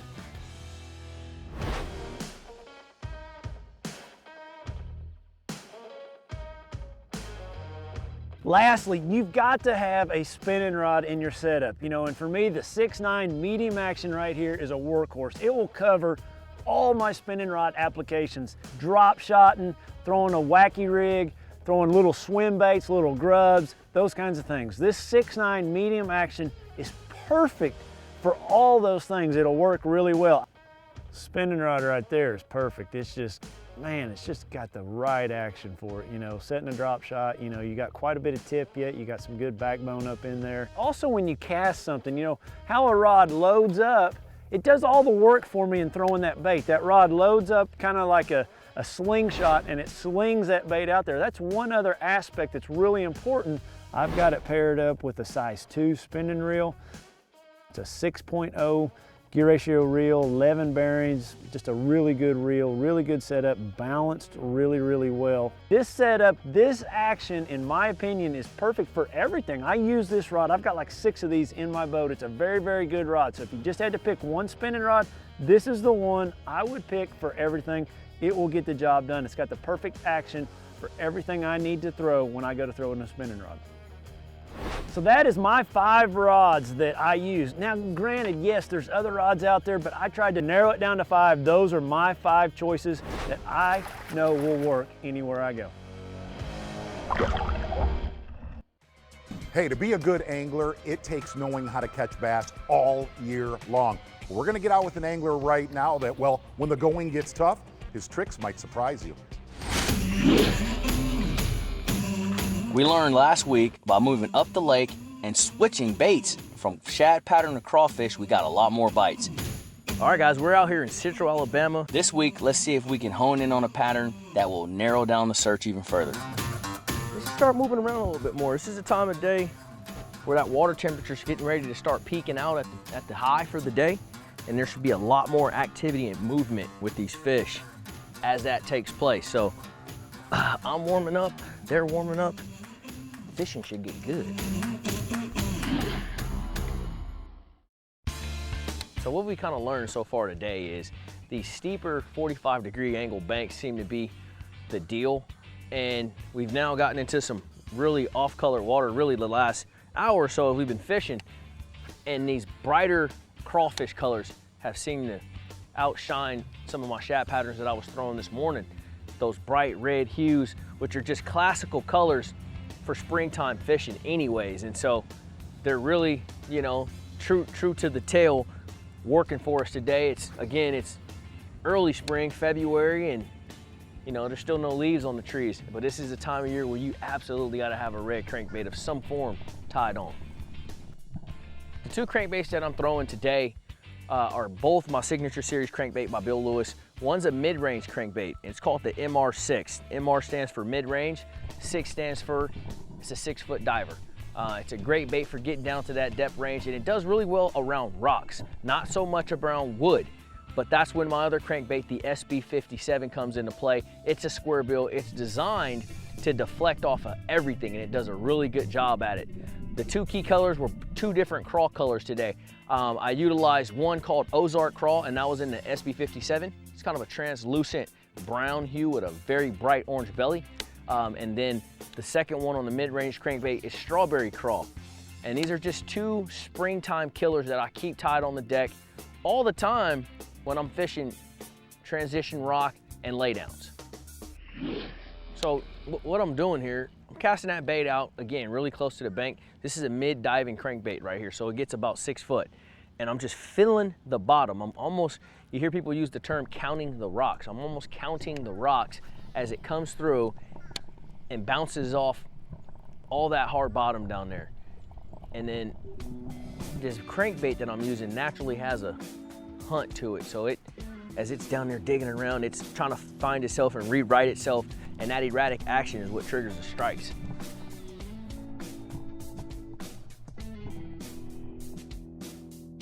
There we go. Another largemouth. Got a mouthful of it too.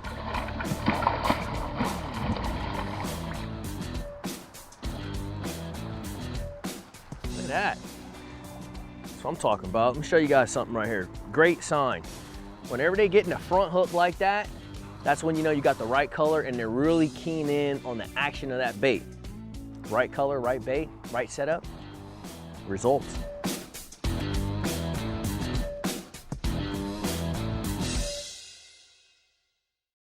Hey, we've all done it. You have a tough day on the water and you tie on every single lure in the tackle box. This year, when the going gets tough, tie on your fastball. If you're a jig fisherman, throw a jig. If you're a crankbait fisherman, throw a crankbait. You put confidence in your hand, you'll put more fish in the boat. All right, guys, here's a classic situation coming up right here, something that I never, ever pass up on. So no matter where you are in the country, whenever you come to a launch ramp, I don't care if it's a highly used ramp or an old decrepit ramp like this one right here, you always fish those. What happens is the sun penetrates and lands on that concrete, creates algae, and the shad and crawfish come in and they eat the algae and things like that, which naturally, predator fish like largemouth and spotted bass and smallmouth, they're gonna be shortly there behind. So anytime I come up to a ramp like this, I'm gonna make sure I make a couple very key casts across the ramp and out in front of the ramp where I think the ramp ends. Those are two key places on those ramps.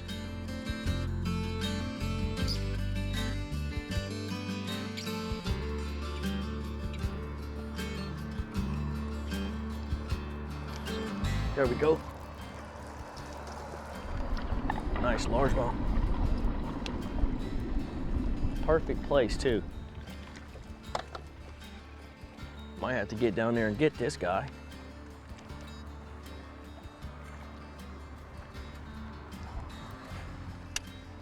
Oh yeah, he got a mouthful of them hooks. Buddy.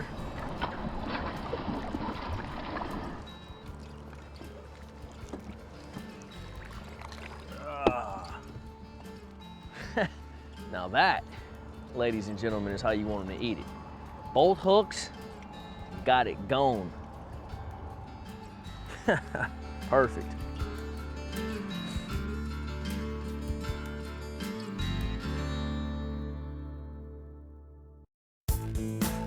So the combination that I'm utilizing today is a 7-foot medium heavy favorite rush rod. It's a very tip soft rod, and that's the reason why I choose this rod for throwing my square bill and mid-range crankbait. A mistake a lot of anglers make is picking a rod too stiff. You do not want a stiff rod because that will pull these treble hooks out of the fish's mouth while you're fighting them. So rod selection is key. I got that coupled with a Johnny Moore's Platinum Signature Series reel, a 6/8-to-1. The reason I like the 6/8-to-1 is because I do not want to overfish the bait. I want the bait to maintain in the strike zone as fast as possible. It's already hard enough to slow down, so a 8-to-1 or something 7-to-1 in my opinion is a little bit too high for this style of fishing, but a 6/8 is about perfect. Last but not least, 12-pound Seaguar Abrazex line, very key, hence the name Abrazex. That crankbait's down there rooting in those rocks. banging up against trees and laydowns all day long, you need a very abrasion resistant line. This is gonna help you out after multiple fish catches, and that one time you make a cast and you bump that rock wrong, that 5-pounder each, you're still gonna land them. So as you're fishing along these transition points, it's always good to have a few different baits that will target a little different depth range. So now we've kind of moved areas, we're still targeting rock and rock transitions, but we're fishing much shallower now. As you can see, we're not on that 45-degree angle bank, it's gotten a lot flatter. And so I've actually switched to a square bill, which dives a little bit shallower, but actually deflects better off the rock. And that's what you really, truly need when you're banging rocks like that, rooting around trying to get those bites, those reaction strikes. And these bass absolutely love this bait right here. Oh, that's a big one, dude, maybe. Oh yeah, it is, it's a good one. That's a good one. Oh gosh, that's a real nice one. Oh, he's barely hooked. Don't be barely hooked, buddy.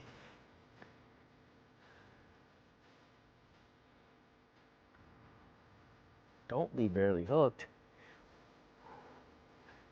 All right. I'll walk you down. Stay down, buddy. Oh. This is what it's all about right here.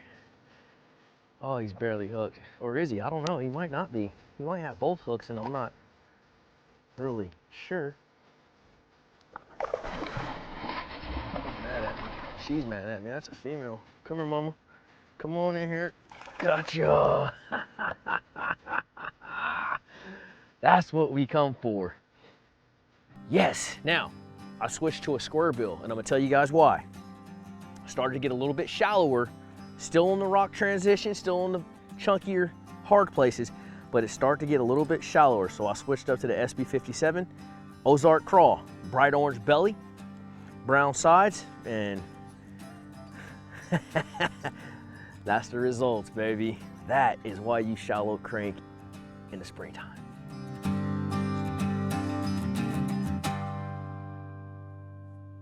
So if you guys find the right transition banks, you got the right bait, I promise you, you'll be successful during the springtime. The next time you find yourself out on the lake in the springtime, do yourself a favor. Pick out those easy to locate targets like rock transitions. Look for irregularities like lay down timber on those rocks. Find yourself a crankbait, whether it be a square bill or a mid-range bait, something that's gonna deflect well though. Crawfish patterns preferably. If you pick up these few tips, I promise you guys will catch a few more bass. Backwards Texas rig, Texas Ned rig, whatever you want to call this odd little dude, two things. It comes through everything, it catches them. It's today's In the Zone.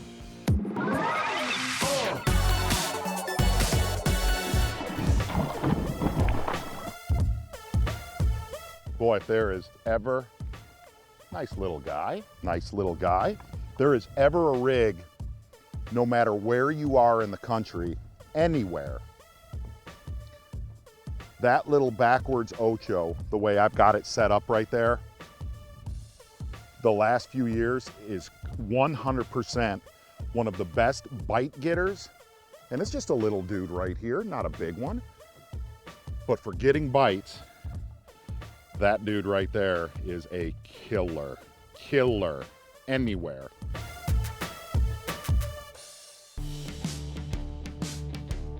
You know, I don't even really know what the name of this, myself and the cameraman, we call it Old Texas Ned, right? That's right, the Texas Ned rig.